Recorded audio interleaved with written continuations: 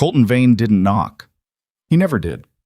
He kicked the saloon door open so hard the hinges screamed, stepped inside with his coat still dusty from the road, and fired one shot into the ceiling without saying a word, just to make sure everyone understood who was in charge now.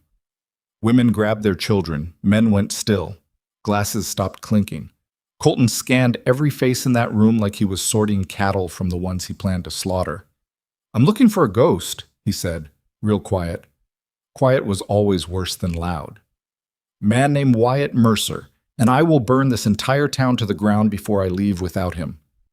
Nobody moved. Nobody breathed, and somewhere in the back of that room, a woman who had survived 6 years of hell without anyone's help reached slowly under the table and wrapped her fingers around the handle of a knife. If you had been sitting in that saloon, knowing what she knew, knowing what it cost her to still be breathing, what would you have done? Before you hear what happened next, if stories like this one remind you that it's never too late to fight for what matters, hit that subscribe button and ring the bell.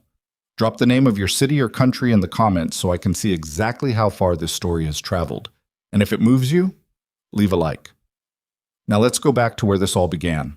The day Wyatt Mercer rode into Blackstone Hollow, the sky was the color of an old bruise. That ugly yellow-gray that comes before a storm that can't make up its mind whether to arrive or just threaten. He'd seen 100 skies like that. They never scared him anymore. Very little did. He came in from the Western Trail, the one that ran past the old copper mine and through the stretch of flat scrubland where the wind never seemed to carry anything worth hearing. His horse, a brown quarter horse he'd never bothered to name because naming things made them harder to lose, moved at an easy walk because Wyatt never rushed into towns anymore. Rushing was for men who still believed something good was waiting for them. He wasn't one of those men. Hadn't been for a long time. From the outside, Blackstone Hollow looked like every other frontier settlement he'd passed through in the last 3 years. Maybe 4, he'd lost count. A main street wide enough for 2 wagons to pass without cursing each other. A general store with a crooked sign. A livery stable at the north end. A saloon in the middle, because there was always a saloon in the middle, because that was the only honest institution a frontier town ever managed to build on purpose. He didn't have a plan here. That was the truth of it, stripped of any dignity. No job waiting, no contact to meet, no old debt to settle or old enemy to avoid. He was here because the trail going east had forked 3 miles back, and going west meant crossing back through Red Rock County, and he had reasons not to go back through Red Rock County that he preferred not to think about before noon. Blackstone Hollow it was then, at least for tonight.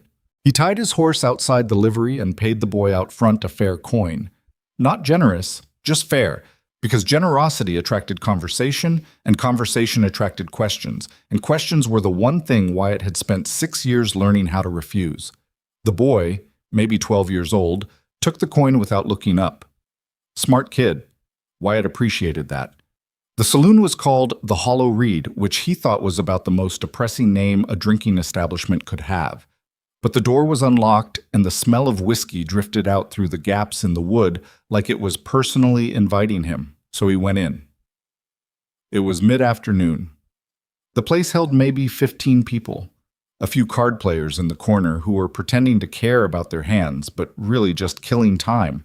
A bartender with a face like old saddle leather who had clearly heard every story anyone had ever tried to tell in a place like this, and believed approximately none of them.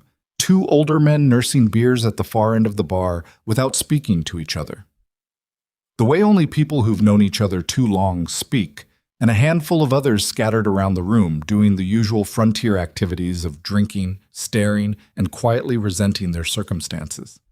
Wyatt found a spot at the bar with his back close to the wall, old habit, and one of the few habits that had actually kept him alive, and ordered whiskey. Not the good kind, just whiskey. The bartender poured it without ceremony, which was exactly what Wyatt wanted. He drank it slowly. He was on his second glass when the trouble with time started. That was the only way he had ever found to describe it. Most days he was fine.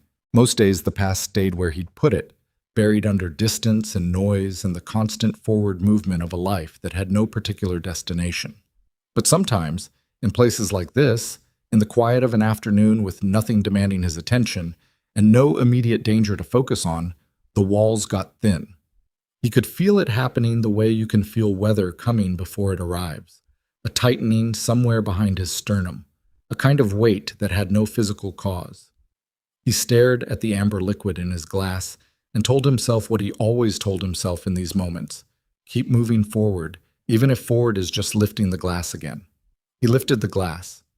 He set it down. And then a voice came from somewhere behind his left shoulder, and every single muscle in his body stopped working. "Do you still remember me?" It was a woman's voice. Soft, but not fragile. The kind of soft that has survived long enough to know it doesn't need to be loud to mean something. Wyatt didn't turn around. He didn't move at all for what felt like an unreasonable number of seconds, because that voice, the pitch of it, the particular way it had of landing on the word remember like the word itself cost something, that voice belonged to a woman who was dead. He knew she was dead. He had decided she was dead after 2 years of looking and finding nothing, because deciding was the only way he'd been able to keep moving. You couldn't grieve forever. You couldn't search forever. At some point, survival required you to close certain doors and walk past them and never reach for the handle again. He had done that. He had been careful about it. He had been almost disciplined about it. And now someone behind him was using her voice, and either he was losing his mind, which was genuinely possible, he'd considered it before, or something was happening that didn't fit inside any version of his life that he'd prepared for. He turned around slowly. She was standing about 4 feet away between 2 empty tables, and she was looking at him with an expression that wasn't quite what he'd call relief, and wasn't quite what he'd call fear, and wasn't quite what he'd call anything he had a clean word for. Her hair was darker than he remembered, or maybe it just looked that way in the light. She was older, clearly. So was he. That wasn't surprising. She was thinner than she'd been. Harder in the way that people who've had to make hard choices alone for a long time get hard. Not cruel, just settled into a toughness that used to be softness, the way wood gets dense when it's been tested by weather over years. There was a scar along the left side of her jaw. He hadn't known about that scar. He'd never seen it before in his life.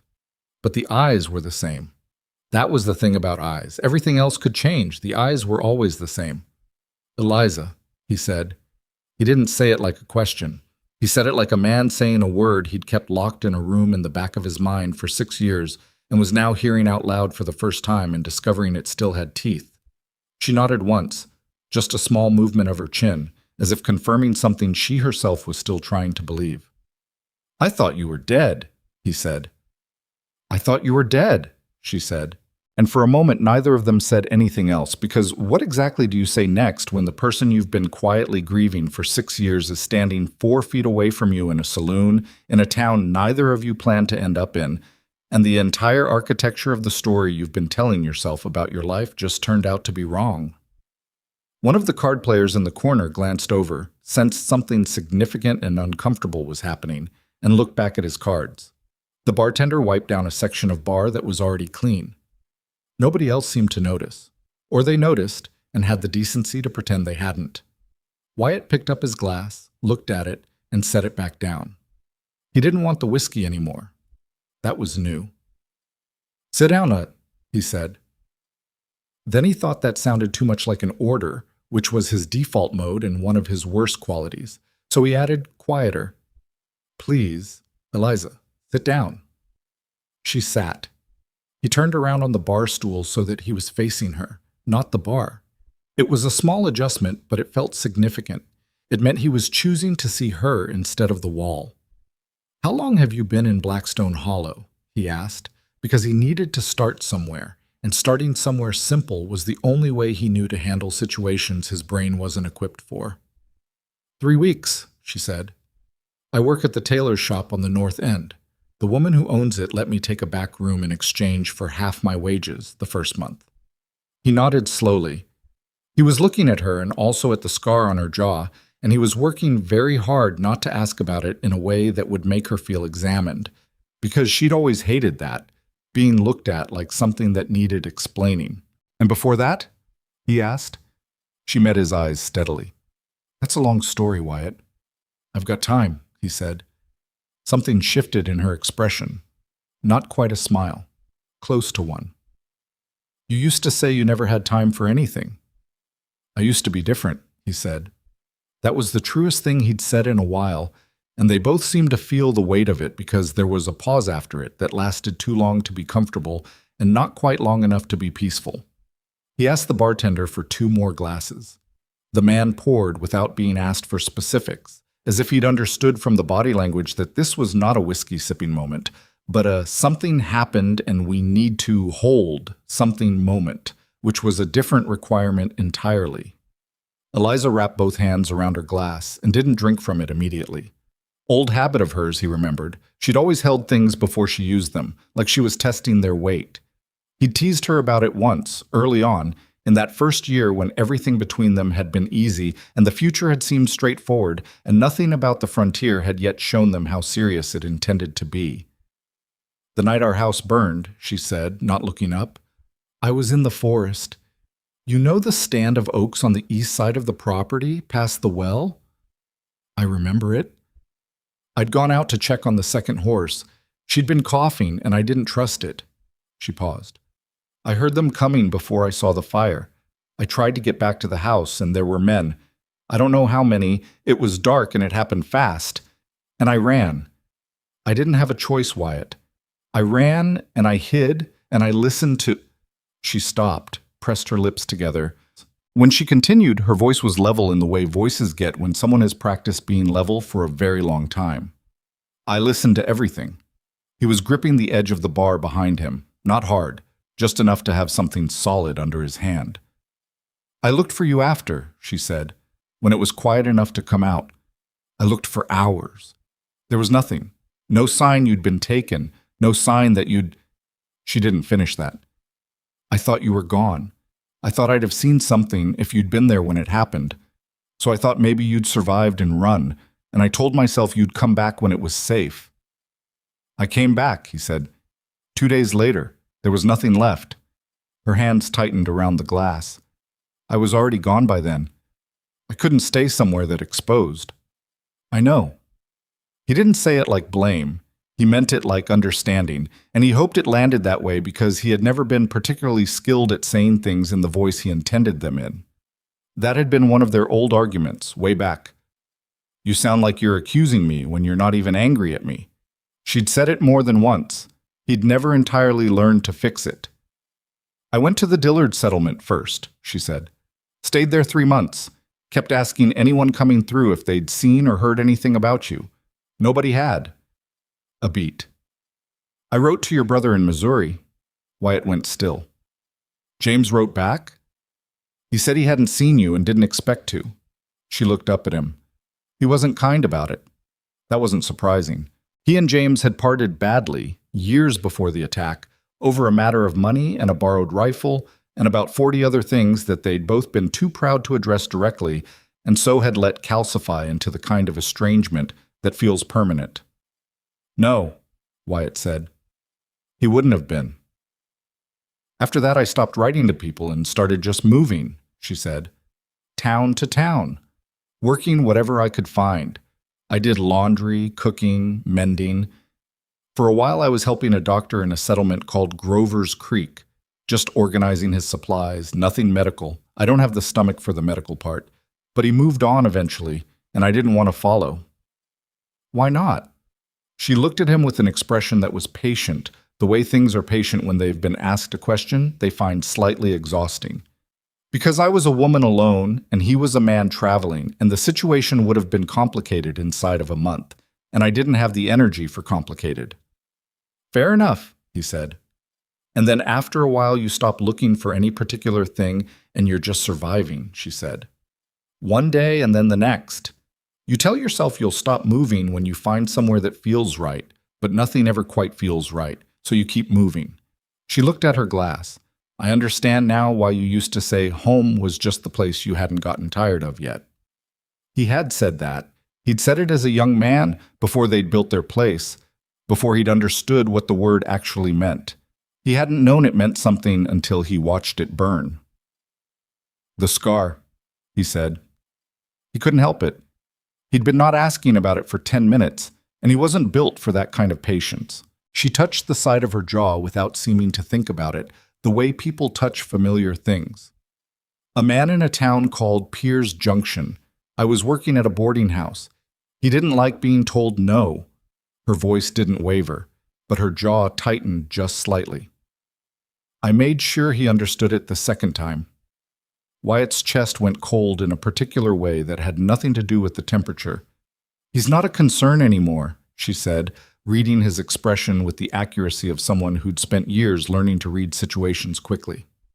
"I made sure that, Eliza, I told you," she said, and her voice was firm now, not defensive but clear. "I had to learn how to take care of myself. I didn't have anyone to do it for me." She looked at him directly. "That's not an accusation, Wyatt. I'm just telling you who I am now. I'm not the woman you last saw 6 years ago. I don't expect you to be the same man either." He sat with that for a moment. She was right. He wasn't the same man. The man she'd last seen had been a rancher with rough hands and a temper he mostly managed, and a belief, however naive, that if you worked hard and minded your own business and didn't go looking for trouble, trouble would be courteous enough to stay away. He'd been 32 years old and genuinely optimistic in a way he now found almost impossible to reconstruct in his memory. The man sitting across from her now had killed people. Not many, and none without what he believed were adequate reasons, but the number wasn't zero. He'd done things that he didn't tell anyone about because there was no telling those things in a way that came out looking clean. He had been faster than men who were faster than him, and he had survived situations that should have gone the other way, and after a while that had become its own kind of reputation, which had then become its own kind of problem, which was a cycle he had never quite figured out how to exit. He was 38 years old, and he had not been optimistic about anything for a very long time. "I know," he said. "Do you?" Not a challenge, genuine curiosity. "I think so," he said. "I'm not sure I want to find out all the ways I'm wrong about that in the first 10 minutes.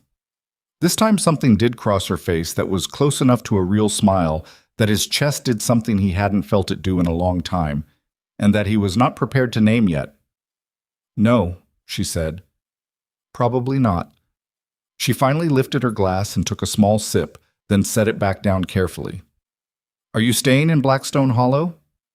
"I hadn't decided," he said. "And now?" He looked at her for a long moment. The woman in front of him was a stranger in many of the ways that mattered, and also the most familiar person he had ever sat across a table from, and those two things existed simultaneously inside him, like two rivers running alongside each other that hadn't merged yet. "Now I'm less decided than I was before," he said. She nodded, as if that was an honest answer, which it was. Outside, the wind shifted. He could feel it in the draft that pushed through the bottom of the saloon door. The storm that had been threatening all afternoon had made up its mind. Somewhere down the street, a shutter banged against a wall 3 times and then went quiet. And neither of them said anything for a while, and that silence was the first comfortable thing that had happened to Wyatt Mercer in 6 years. He wasn't ready to say what it meant, but he also wasn't ready to leave. The storm that had been threatening all afternoon finally arrived sometime around 8 o'clock, and it arrived without apology. The kind of storm that doesn't build gradually, but simply appears all at once, as if it had been waiting just outside the door, and decided it was done waiting. Rain hit the roof of the hollow reed like gravel thrown by an angry hand, and the wind found every gap in the walls and made itself known through each one. Most of the afternoon crowd had cleared out when the sky started darkening. By the time the rain came in earnest, the saloon held only a few dedicated drinkers, the bartender who had nowhere else to be, and 2 people sitting across from each other at a corner table who had not moved in nearly 3 hours and showed no particular interest in moving. Wyatt had switched to coffee somewhere around the 2nd hour, not because he'd made a conscious decision about it, but because the bartender had set a cup in front of him without being asked, and Wyatt had accepted it the same way, without comment. The coffee was bad, burned and thin and slightly bitter in a way that suggested the grounds had been used more than once. He drank it anyway. Having something to do with his hands helped him think, and he needed to think, because Eliza had been talking for the better part of 2 hours, and what she was telling him was the kind of information that rearranged things inside a person, whether they wanted it to or not. She told it the way she'd always told difficult things, without performance, without pausing to check how it was landing, just straight through from beginning to end, like she was giving a report on something that had happened to someone she knew, rather than to herself. He'd always respected that about her. He'd also always known it was partly armor, that the flatness in her voice when she described hard things was something she'd built and maintained on purpose, because the alternative was falling apart in front of people, and Eliza Hartwell had decided somewhere along the way that she was not going to do that. She was Eliza Hartwell again, he'd noticed, not Eliza Mercer. He hadn't said anything about it. She told him about the first winter after the attack, which she'd spent in a settlement called Brackett's Ford, working in a laundry operation run by a woman named Agnes, who paid fairly but talked constantly, and whose idea of comfort was telling you about someone else who had it worse. She told him about the man in Piers Junction, not in detail, but enough. Enough that Wyatt had to put his coffee cup down and look at the table for a moment, and wait for the cold anger to pass through him before he could look at her again, without his face doing something unhelpful. She told him about a good stretch of time in a town called Mineral Springs, where she'd worked for a doctor and learned more than she'd expected to learn about the practical side of keeping people alive, and about how for about 8 months in Mineral Springs, she had almost convinced herself that she was building something, that the word staying was starting to feel possible. "What happened?" he asked. "The doctor's son came to visit," she said. "He was from St. Louis. He had opinions about the kind of women his father employed." "What kind of opinions?" She gave him a look that was dry and patient in equal measure. "The kind that required me to either accept a very uncomfortable arrangement or find somewhere else to be." "And you found somewhere else to be." "I always found somewhere else to be," she said. "There was no self-pity in it, just the plain fact of it, stated the way you'd state the weather." He turned his coffee cup slowly in his hands. The rain outside had settled into a steady, heavy rhythm that would last through the night. "I spent about 4 months in a town called Harrow," he said, because she'd been talking for 2 hours, and he figured it was probably his turn, even though talking about himself was not his strongest quality. "After the first year, I'd picked up some work that I'm not going to call what it actually was." "Gun work," she said. "Yeah." "I figured," she said, "when I heard your name again, it was about 2 years ago, a man passing through one of the towns I was in mentioned a Wyatt Mercer who'd handled a situation in Alderton County. The way he told it, it wasn't ranch work." "No," he agreed, "it wasn't." She looked at him without flinching, which he appreciated. "Did you go looking for who burned our house?" He was quiet for a moment. The honest answer was complicated, and he'd never found a clean way to tell it. "For the first 2 years, yeah. That's most of what I was doing, when I wasn't trying to survive. I had a name. One name, a man called Rudd Sayers, who'd been connected to raids in the area around that time. I tracked him for 7 months. And I found out he'd died in a jail fire in Colton before I ever got to him." He looked at her steadily. "Which was probably good for me, though it didn't feel like it at the time." "Why good for you?" "Because by the time I found that out, I'd become the kind of man who would have done something I couldn't take back. And the jail fire did it for me and let me stay on the right side of a line I wouldn't have been able to uncross." He paused. "More or less." She understood what more or less meant without him elaborating, and she didn't ask him to elaborate, which was one of the things about her that had always made him feel like she actually saw him rather than the version of him he tried to present. "Did it help?" she asked, "knowing he was dead?" "Not as much as I thought it would," he said. "Revenge is mostly something you want before you get it. After, it's just, there's nothing to do with your hands anymore." She was quiet for a moment. Then, "That's the most self-aware thing you've ever said to me." 6 years will do that. 6 years and almost getting yourself killed a few times, probably. "More than a few," he admitted. Outside, something, a sign or a loose board, banged against the front of the building twice before the wind shifted and took it somewhere else. One of the remaining drinkers at the bar looked up and then looked back down. The bartender didn't react at all, which suggested this was not an unusual occurrence in Blackstone Hollow's weather. Eliza was looking at her hands on the table. They were different than he remembered too, more weathered, a small scar across the knuckle of her right index finger that he didn't know the story of and decided to wait before asking about. There were a lot of stories in her hands that he didn't know yet. That fact landed on him with a weight he wasn't entirely prepared for. "What made you stop?" she asked. "The gun work." "What made you decide to stop?" He considered the question seriously. He owed her a serious answer. "I'm not sure I decided to stop," he said, which was the honest version. "I'd been thinking about it. Getting tired of it, more accurately. It's not—" He paused, searching for the right words and settling for approximate ones. "It's not a life that wants to let you go easy. People find you, or they find out about you, and they either want to hire you or they want to test you, and neither situation leads anywhere good." "Is that why you came to Blackstone Hollow?" "I came to Blackstone Hollow because the trail forked and going the other way meant crossing back through Red Rock County." She looked at him. "And why can't you go through Red Rock County?" He shifted slightly. "I had a disagreement there about 8 months ago." "What kind of disagreement?" "The kind where a man is alive who considers himself to have a grievance and has the resources to do something about it." She absorbed this with the calm of someone who had learned that almost no piece of bad news came as a genuine surprise. "What did you do to him?" "I shot his son," Wyatt said, "in a fair fight.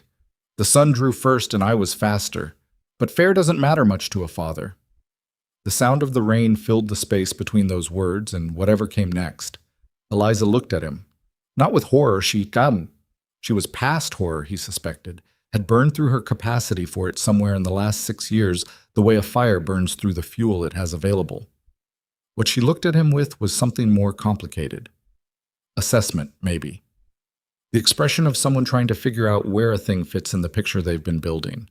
"His name," she said. It wasn't quite a question. "Aldous Greer," Wyatt said.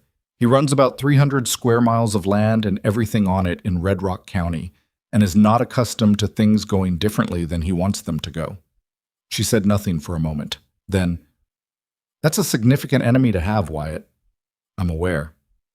"And you just rode into a town and sat down in a public saloon." "I wasn't planning to stay," he said. "I was planning to have a drink and move on." "And then?" He looked at her. "And then you were here." She looked back at him for a long moment, and whatever was happening in her expression during that moment was something he couldn't fully read, which was new. He'd always been able to read her reasonably well, or thought he had, but the woman across from him now had 6 years of experience in not letting her face tell on her, and those 6 years showed. "I don't know what you want from me, Wyatt," she said finally. Not unkindly, plainly. He didn't answer right away because he didn't actually know, and giving her a quick answer would have been a lie shaped like reassurance, and he was trying, however imperfectly, to be done with those. "I don't know either," he said. "I walked in here to get out of the weather, and I found you. I don't have a plan past that." "You never had a plan past the immediate situation," she said, and it was half observation, half something that might once have been a complaint, but had mellowed with distance into something closer to an old familiar fact. "That's fair," he said. She looked down at her glass. There was still a small amount of whiskey in it, and she'd been nursing it for an hour, which was also the same as he remembered. She'd never been a drinker, had taken a drink in social situations, and then forgotten about it. "I built something here," she said, and the shift in her voice was small, but he caught it, a note of something careful, protective almost. "It's small. It's not the ranch. It's not anything like we had. But I have a room that's mine and work that I'm good at, and the woman who owns the tailor shop, Clara, she paused. "She's been decent to me, in the way that some people are decent, where they don't require you to explain yourself or prove your worth before they treat you like a person. I haven't had much of that." "That's not nothing," he said. "No," she agreed. "It's not nothing. It took me a long time to build not nothing." She looked at him directly. "I'm not willing to lose it." He held her gaze. "I'm not asking you to." "You don't know what you're asking," she said. Not accusatory, factual. "You have an enemy with money and reach and the kind of pride that doesn't quit, and you just told me you're in his sight line. If you stay in Blackstone Hollow—" "The problem follows," he said. "Yes, I know." "Do you?" she said again, the same question she'd asked him earlier, and he understood it the same way he'd understood it before, not as a challenge to his intelligence, but as a genuine interrogation of whether he was accounting for everything he was responsible for. He wasn't sure he was. He sat with that discomfort instead of deflecting it. "I'm not trying to complicate your life," he said. "I know you're not trying to," she said. "But Wyatt—" She stopped, started again. "I spent 6 years making peace with losing you. And I did. I made peace with it the way you make peace with losing a limb. You don't stop being aware of the absence. You just build habits around it until the absence is incorporated into your daily life and you function again." She said it quietly and without drama, which made it worse somehow than if she'd said it with any. "And now you're sitting across from me and I don't know what any of this means and I can't just—" She stopped. He waited. "I don't want to be hurt again," she said, and that was the plainest thing she'd said all evening, stripped of all the armor, just the bare fact of it laid on the table between them. He felt the weight of it land. "Eliza," he said. "Don't tell me you won't hurt me," she said, sharp and quick. "Don't say that. Nobody can say that and mean it. People hurt each other. It's not always about intention." "I wasn't going to say that," he said. She looked at him, surprised despite herself. "I was going to say that you're right," he said, "about all of it. I don't know what this is or what it means, and I don't have any guarantees to give you, and I came in here with nothing but an old gun and more bad history than a man should collect in 6 years." He paused. "But I'm sitting here. That's the only thing I know for certain. I'm not walking out that door." She was quiet. The rain kept coming. He could hear the wind working at the corners of the building, testing them, the way problems work at the edges of your life when you're not looking directly at them. Eliza looked at him for a long moment with that expression he couldn't entirely read. Then she looked down at the table. Then she looked back up.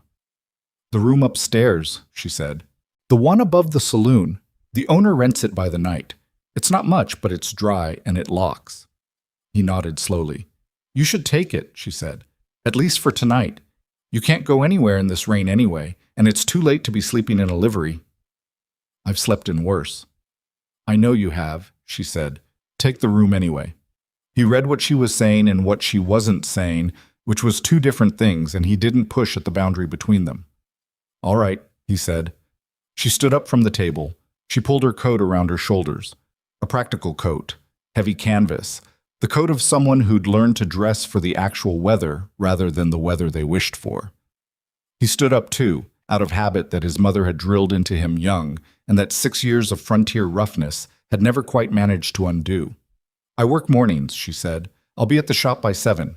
She paused, and something crossed her face, not quite uncertain, but something adjacent. "There's a diner 2 buildings down from the shop. If you wanted—" She stopped, started again. "They have decent coffee. Better than this." "All right," he said again. She looked at him one more moment, then she turned toward the door. "Eliza," he said. She stopped without turning around. "I'm glad you're not dead," he said. He knew how inadequate that was. He knew it the moment it left his mouth. 6 years, a whole impossible night of words, all of it, and that was what he came up with.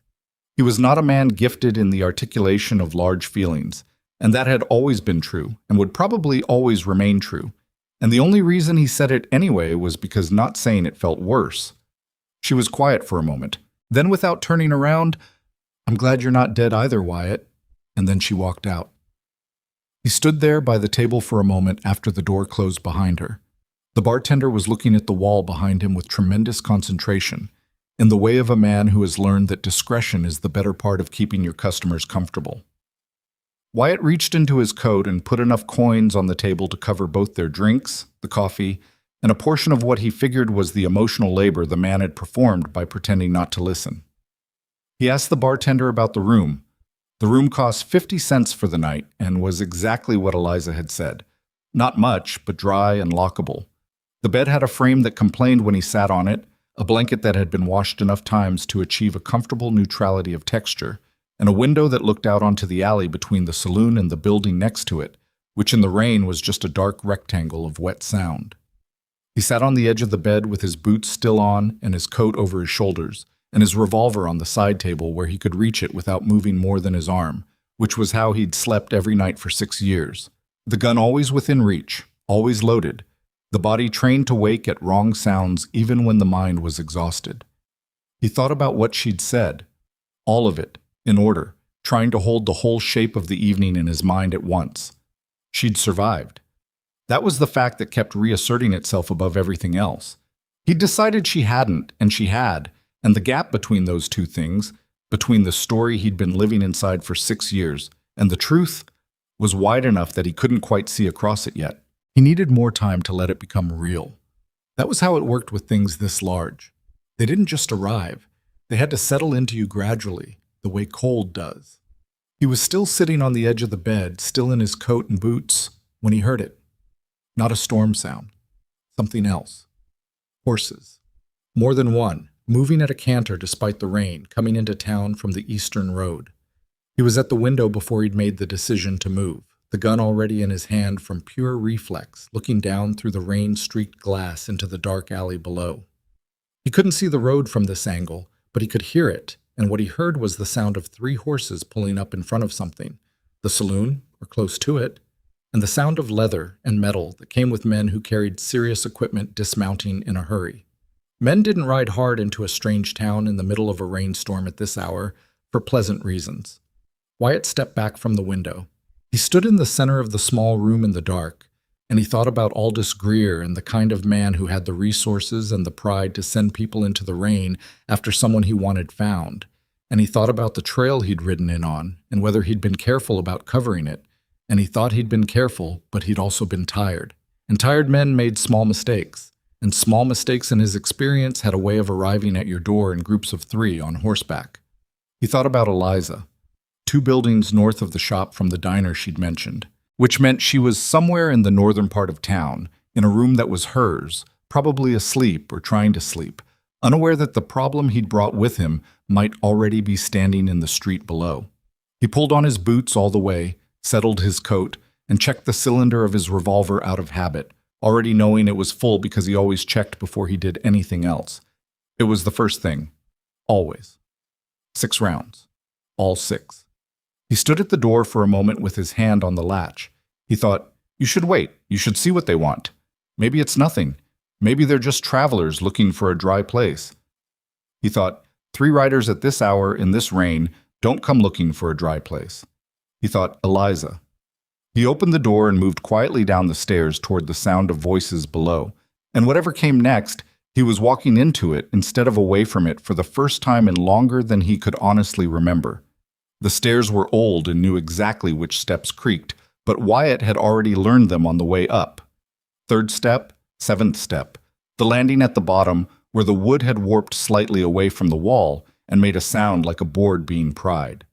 He avoided all 3 without thinking about it, moving the way he'd learned to move in the past 6 years, which was quietly and with his weight distributed forward on the balls of his feet, the revolver held low at his right side. The voices from below had gotten clearer as he descended. He stopped just above the landing and listened before he turned the corner, because listening before turning corners was another habit that had kept him alive. There were 3 of them at the bar, which matched what he'd heard from the window.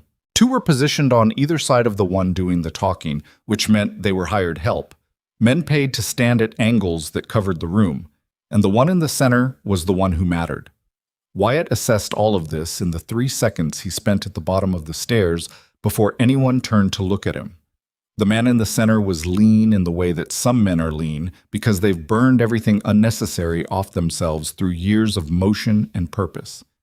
He had a long coat that was dark with rain, a hat with a flat brim, and the kind of face that had stopped being young so gradually that there was no single point you could identify where youth had ended.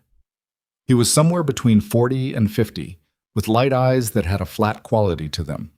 Not stupid, nothing like stupid, more like a man who turned off whatever part of himself might register uncertainty and replaced it with pure function. He was looking at Wyatt with those flat eyes like he'd been expecting him. Wyatt Mercer, the man said. Not a question. You have the advantage on me, Wyatt said, and moved to a position near the base of the stairs that put a support beam between himself and the man on the left. Small cover, but cover. Colton Vane, the man said. I expect you've heard the name.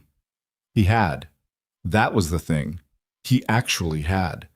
Colton Vane was the kind of name that circulated in the particular world Wyatt had been living in for the past several years, the way certain names do when a man builds a reputation for tracking people down and delivering them where he'd been paid to deliver them.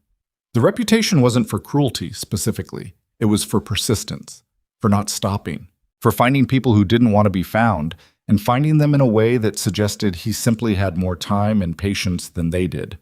Aldous Greer had apparently hired the best available. "I've heard it," Wyatt said.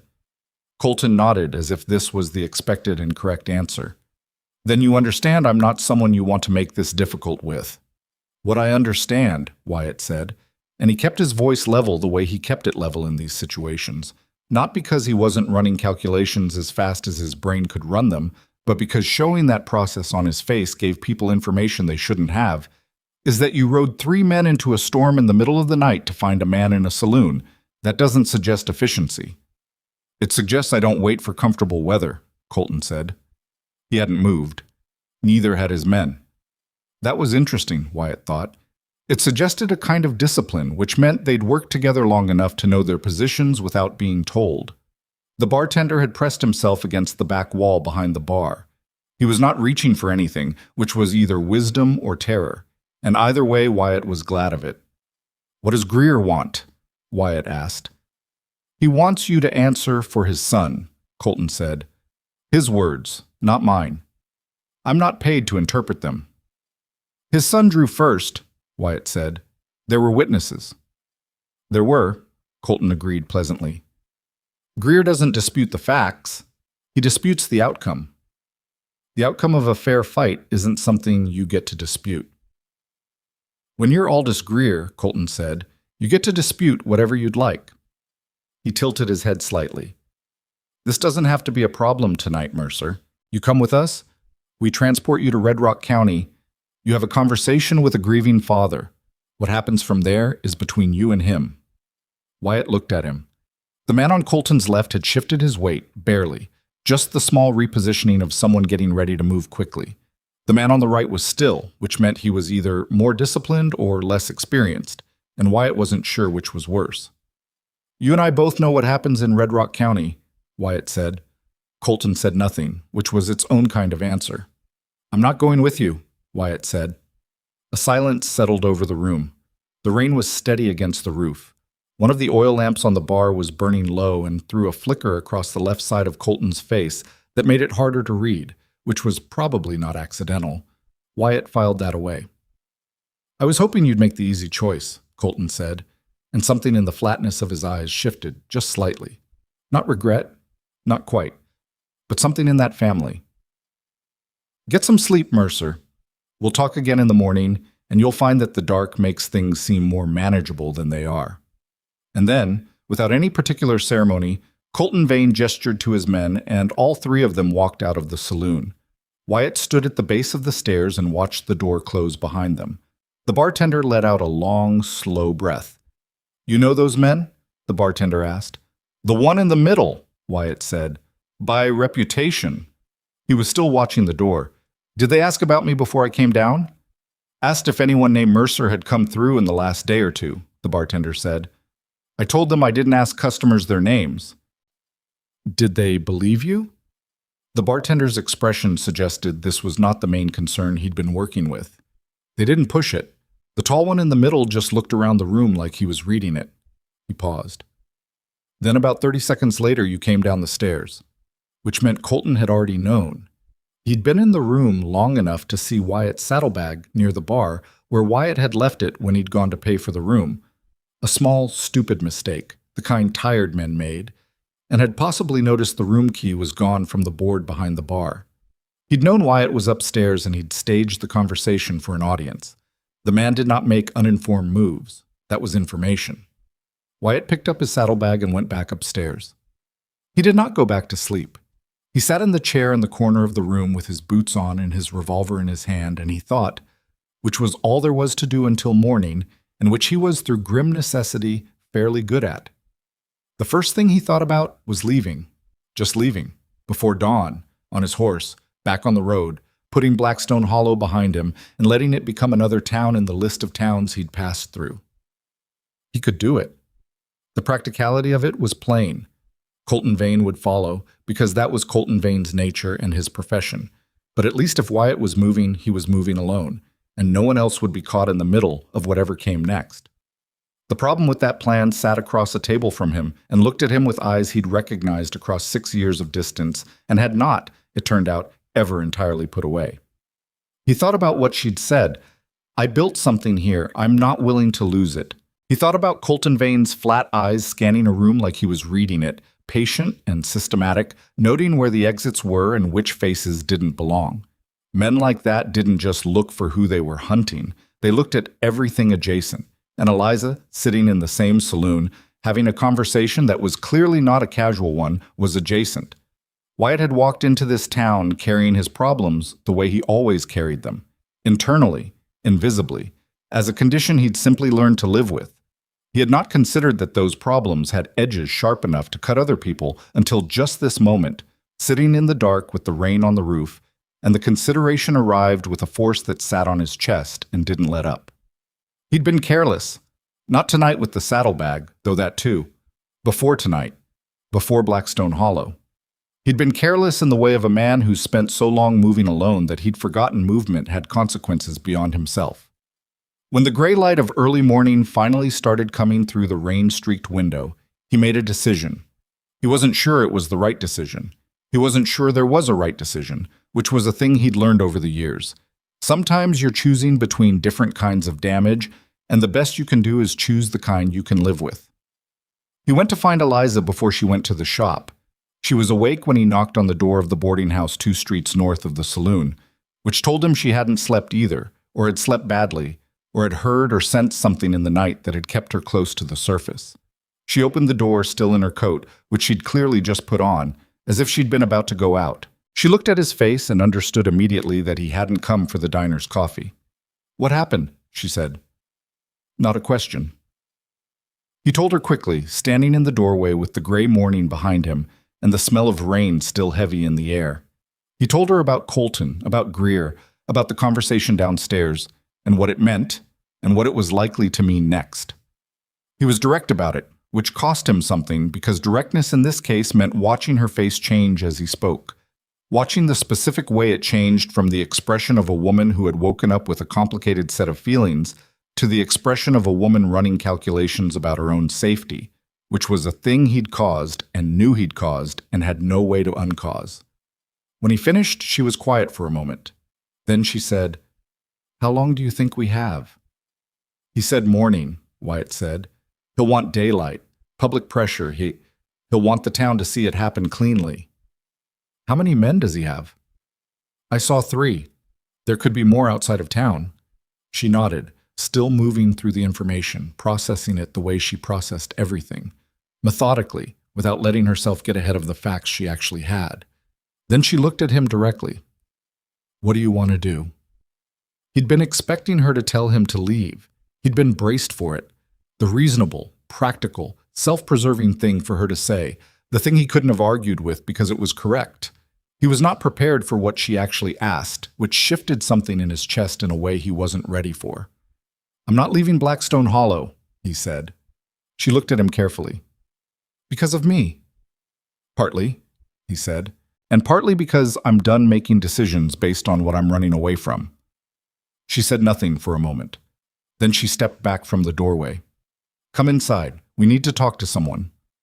The someone turned out to be a man named Harlan Doss, who ran the general store and was also, it turned out, one of 3 men who served as something between elected officials and community problem solvers in Blackstone Hollow.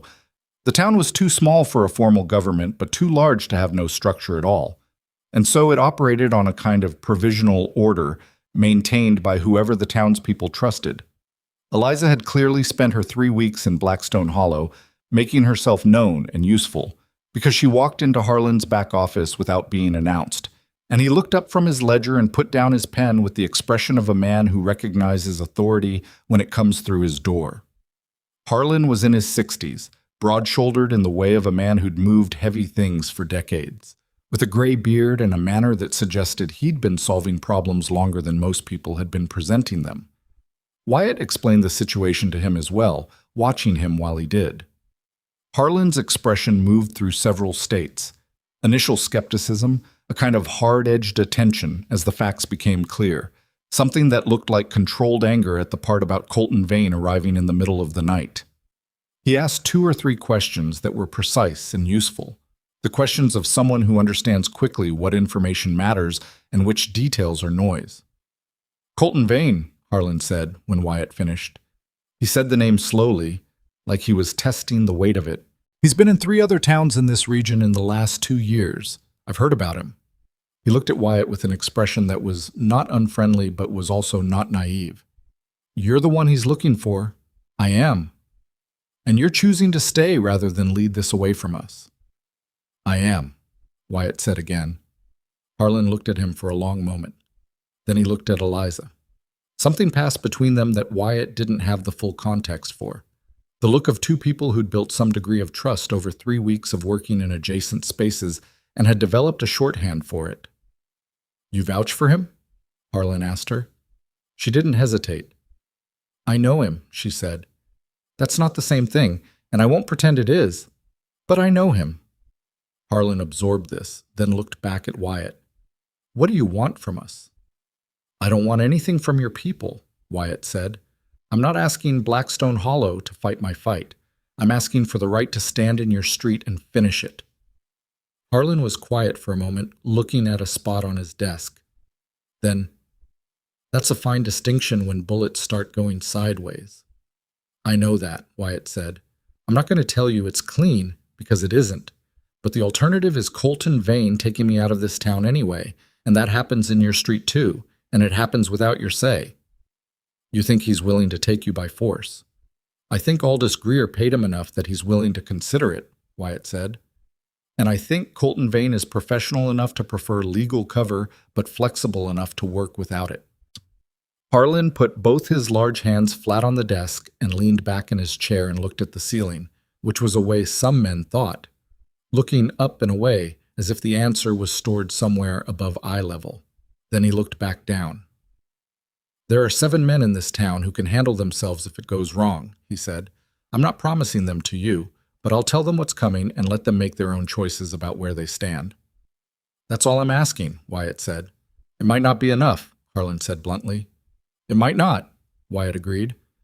Harlan nodded once, in the way of a man concluding a business arrangement he's not entirely happy with but has decided is the least bad option available. He stood up and extended his hand. Wyatt shook it, and the handshake was firm and brief and had the quality of a thing neither of them would take back. In the street outside, the morning had settled into an overcast stillness. The rain from the night before pooled in the wheel ruts and the gaps between the boardwalk boards. The town was starting to move. Smoke from chimneys, a woman sweeping her front step, the sound of the livery from the north end, horses being moved and fed. The ordinary machinery of a morning, unaware of itself. Wyatt stood on the boardwalk outside Harlan's store and looked down the main street of Blackstone Hollow toward the Hollow Reed, where he could see a lamp burning inside even at this hour. Eliza stood beside him. You should stay inside today, he said. I should, she agreed. She didn't move. Eliza. I heard you, she said. I'm considering it. He looked at her. She was watching the far end of the street with the focused stillness of someone trained by circumstances to watch for things before they arrived, and there was something in her posture that he recognized from years of living with her, and something in it that he'd never seen before, and that had been built in the years between then and now. You're not going to stay inside, he said. I might, she said. Then after a beat, probably not. He wanted to argue with her. He genuinely did. The argument was available and the case for it was solid. She'd built something here. She had no obligation to his problems. Getting into the middle of this put her in danger for reasons that were his fault and not hers. He had all of that ready. He didn't say any of it, because she was not the woman he'd last seen 6 years ago, and she had told him so herself, directly. And one of the things he'd learned imperfectly and continued to learn was that telling people who had survived on their own for years what they were and were not allowed to do was both disrespectful and stupid. She would make her own choice. She had been making her own choices for 6 years and would keep making them regardless of what he said about it. All right, he said. She glanced at him sideways as if she'd been braced for the argument and was slightly surprised by its absence. All right? You're going to do what you're going to do? He said. I'm not your father, and I'm barely even—" He stopped. Let that sentence go unfinished because the way to finish it was complicated. "You know how to take care of yourself. You made that clear last night." Something in her expression softened by a small, careful degree. "You've gotten better," she said. "At what?" "At not assuming." He said nothing because accepting a compliment had always been uncomfortable, and the years hadn't fixed that. They stood there for another moment, watching the street, and then Eliza said, "Claire is going to hear about this.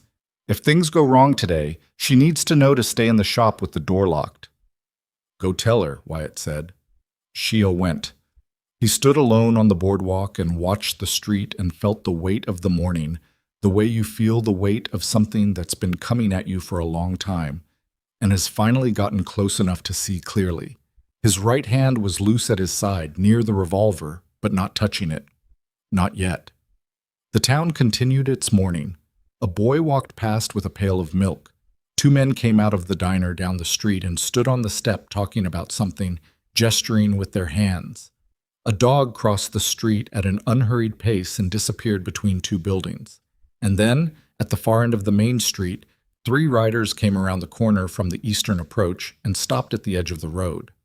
Colton Vane was in the center, as before. He changed into a dry coat. The 2 men on either side were different from the previous night's pair, or positioned differently. One was younger than Wyatt had assessed in the poor light, maybe mid-20s, carrying himself with the particular overconfidence of young men who had not yet been badly wrong about something. The other was older and stayed very still on his horse, and Wyatt had learned that the ones who stayed still were usually the most dangerous. Colton looked down the street and found Wyatt on the boardwalk, and the distance between them was maybe 60 yards, too far for comfortable conversation, and both of them knew it, which meant this part was about something other than words. It was about who moved first and in which direction. The boy with the milk pail had frozen at the edge of the boardwalk 2 doors down from Wyatt, staring. Wyatt looked at him and made a short, clear motion with his left hand. "Go inside." And to the boy's credit, he went.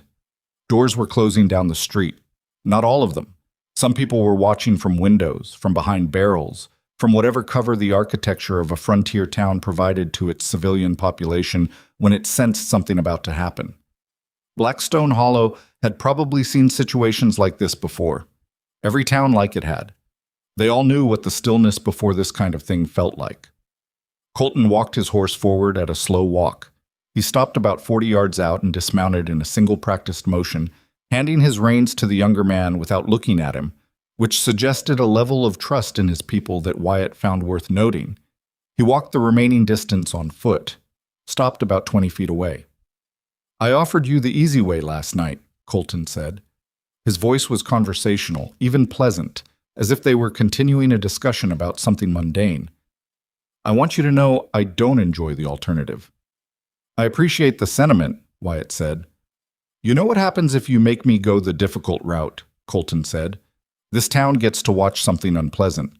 Greer's not interested in neat. He's interested in complete." Wyatt looked at him steadily. "Then tell Greer I'm not coming," he said. "And tell him if he wants to dispute that, he can come dispute it himself. I don't negotiate with messengers." Something shifted in Colton's flat eyes. Not anger. It was closer to the thing that happens when a man who has spent years predicting how situations will go encounters one that isn't matching his prediction. "You're betting everything on one play," he said. "I'm done making calculations," Wyatt said. "I spent 6 years calculating what I could afford to lose. I'm finished with that." Colton was quiet for a moment. Then he looked at Wyatt with something that was close, in its own cold way, to respect. "You've gotten philosophical in your old age, Mercer." "I've gotten tired," Wyatt said. "It's different." Colton tilted his head just slightly. Then his right hand moved. He was fast. Wyatt had heard that he was fast, and now he saw it. The movement was clean and practiced, and there was almost no wasted motion in it. But Wyatt was also fast, and the difference between them was not speed exactly, but angle, because Wyatt had spent the last 30 seconds adjusting his position on the boardwalk by 2 feet to the left, a movement so gradual it hadn't looked like anything, and the adjustment put a post between himself and the younger man on the horse at the far end of the street, which meant that when Colton's men moved simultaneously, as they did, as Wyatt had expected they would, because Colton was a professional and professionals didn't wait. Only 2 of the 3 had a clean line. The shot from Colton went into the post. Wyatt's went into Colton's right shoulder. The sound of it cracked through the street, and the stillness of the morning came apart completely. And the next 40 seconds were nothing like the clean cinematic violence that people who hadn't lived through it sometimes imagined it to be. It was loud and disorienting and fast in the wrong way. Not the dramatic slow motion of a man's life changing, but the brutal, compressed, almost mechanical speed of damage being done, and decisions being made and consequences arriving without any interest in narrative order. The older man on the horse was off the horse before Wyatt had fully turned, moving with the speed of experience, and he was good. Wyatt had been right about him being the more dangerous one, and getting that right was the difference between taking a hit in the shoulder of his coat and taking one somewhere more permanent. He went down behind the horse trough on the opposite side of the street, and that meant cover. And cover meant this wasn't over. Colton was still standing. That was the thing that should have been impossible and wasn't, because the shoulder shot had done damage, but Colton Vane had the specific quality of men who had been hurt before and had learned somewhere along the way to stay upright through it. And he was upright, and his gun hand had switched, and he was left-handed enough that the switch didn't cost him everything. Wyatt moved off the boardwalk into the street, because staying in one position was how you died, and the younger man at the end of the street had his horse spooked and was fighting to control it, which bought seconds. And seconds were what you spent in moments like this and hoped you'd bought enough of. He was moving, and Colton was tracking him, and the older man behind the trough was repositioning, and Wyatt was running the geometry of it in real time with the part of his brain that had gotten very good at running that particular geometry over the years, when something happened that he had not planned for and would not have thought to plan for. From the door of the building across the street, the tailor's shop, Clara's place, the door that should have been locked, came the sharp, flat sound of a single shot from a smaller caliber weapon than anything else currently being discharged in the street. The older man behind the trough made a sound and stopped moving. Wyatt looked. Eliza was standing in the doorway of the shop with a pistol he didn't recognize. Small, practical, the kind of weapon you carry when you've decided some time ago that you weren't going to need other people to protect you. And her face was completely set, and her shooting hand was steady. The man behind the trough was down. Shoulder wound, maybe worse. Wyatt couldn't tell from his position, but down. The young man on the horse had finally gotten his animal under control and was looking at the street with an expression that had moved from professional readiness to a kind of recalculation.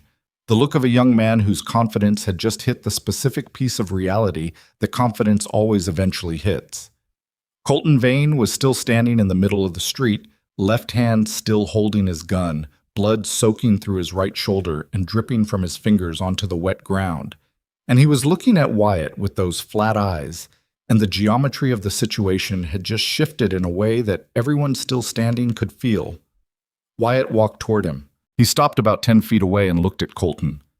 Vane and Colton looked back at him, and Colton's gun was still up, and so was Wyatt's. And the 20-something on the horse at the end of the street wasn't sure what to do and was doing nothing, which was probably the smartest choice he'd made all morning.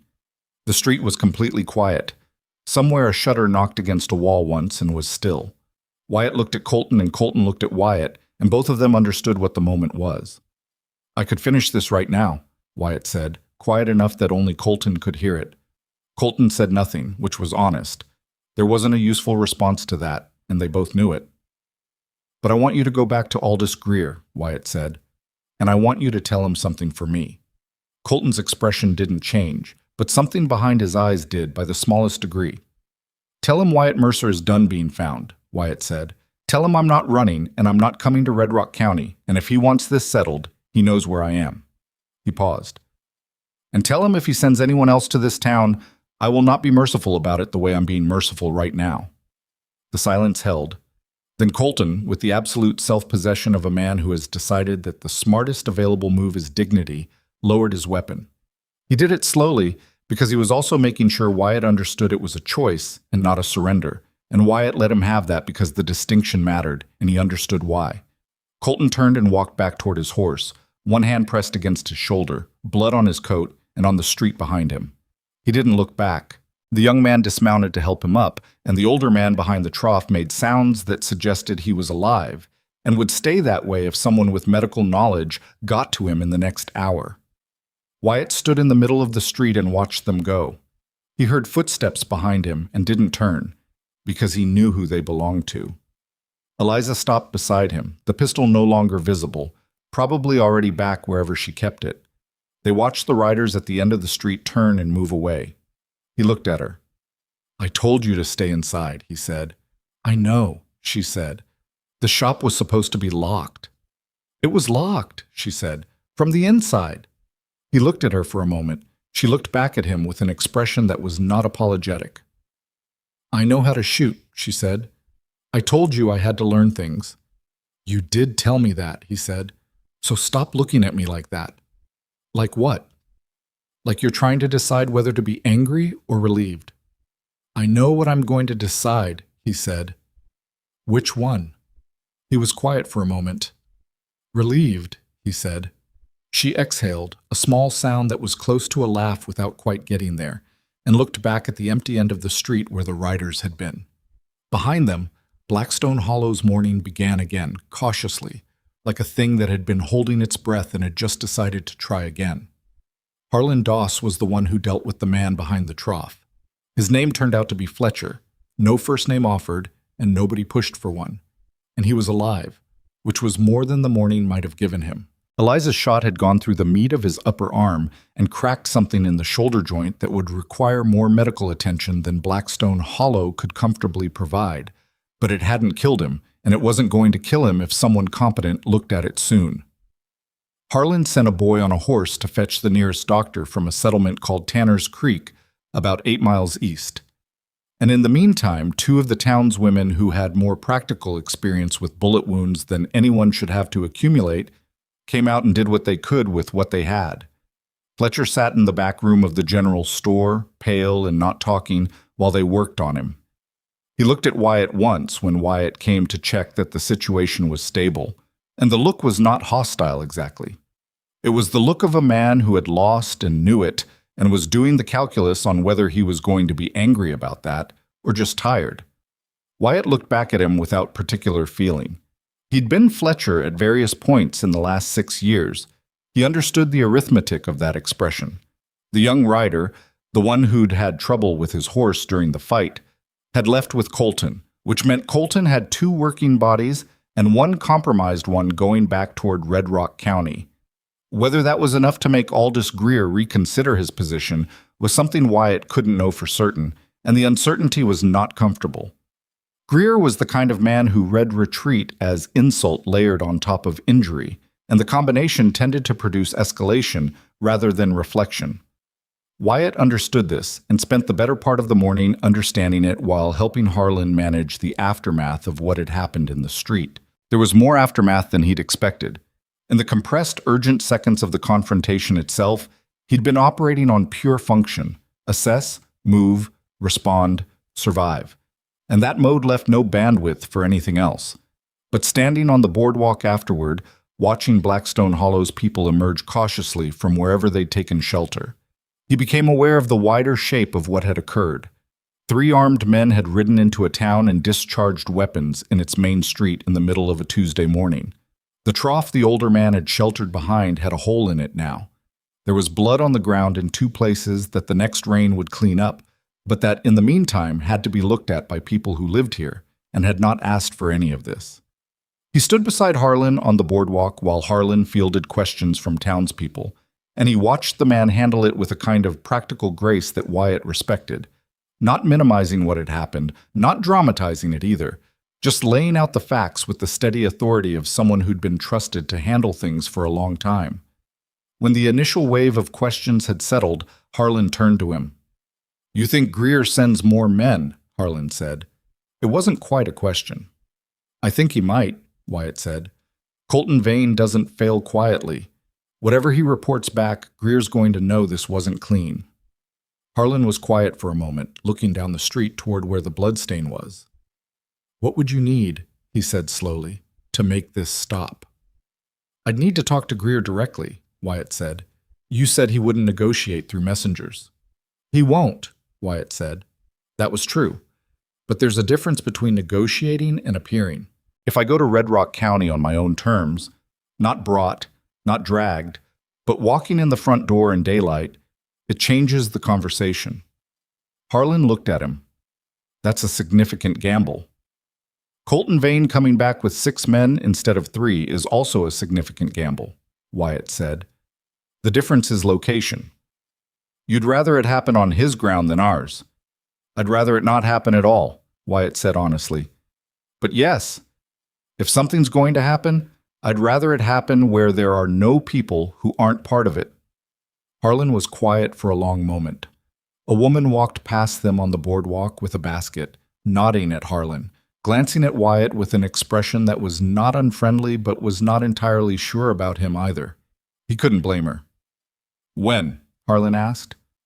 I need a day, Wyatt said. Maybe 2. He didn't say what the 2 days were for. Harlan didn't ask, which suggested he had some idea. Eliza was at Clara's shop when he got there, which was where he'd expected her to be, because the one thing he'd relearned in the last 18 hours was that Eliza Hartwell went where she intended to go, regardless of whatever anyone thought about it. Clara herself was a small, gray-haired woman in her 60s with the efficient energy of someone who'd been running her own operation for long enough that the operation ran partly on her and partly on momentum. And she looked at Wyatt when he came through the door with the specific appraising expression of a woman deciding whether a person was going to cause trouble for someone she'd decided to care about. He apparently passed, or at least didn't fail, because she nodded once and went into the back room without saying anything, which was its own kind of verdict. Eliza was at the work table near the window, her hands busy with something, though he noticed her pace was slower than it probably normally was. She was working to have something to do with her hands, not because the work was urgent. He recognized that. Fletcher's going to be okay, he said. I know, she said. Harlan told me. He sat in the chair near the door, the only chair in the front room that wasn't covered in fabric or thread or the organized disorder of someone's active workspace. He was tired in the physical sense. He'd been awake for the better part of 24 hours, but the tiredness was running underneath something else that was more active and less comfortable.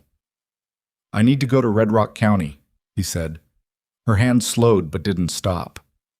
I heard you talking to Harlan. And I think you're right that Greer won't stop, she said. And I think you're right that it's better if this happens somewhere it can't come back to Blackstone Hollow. She paused.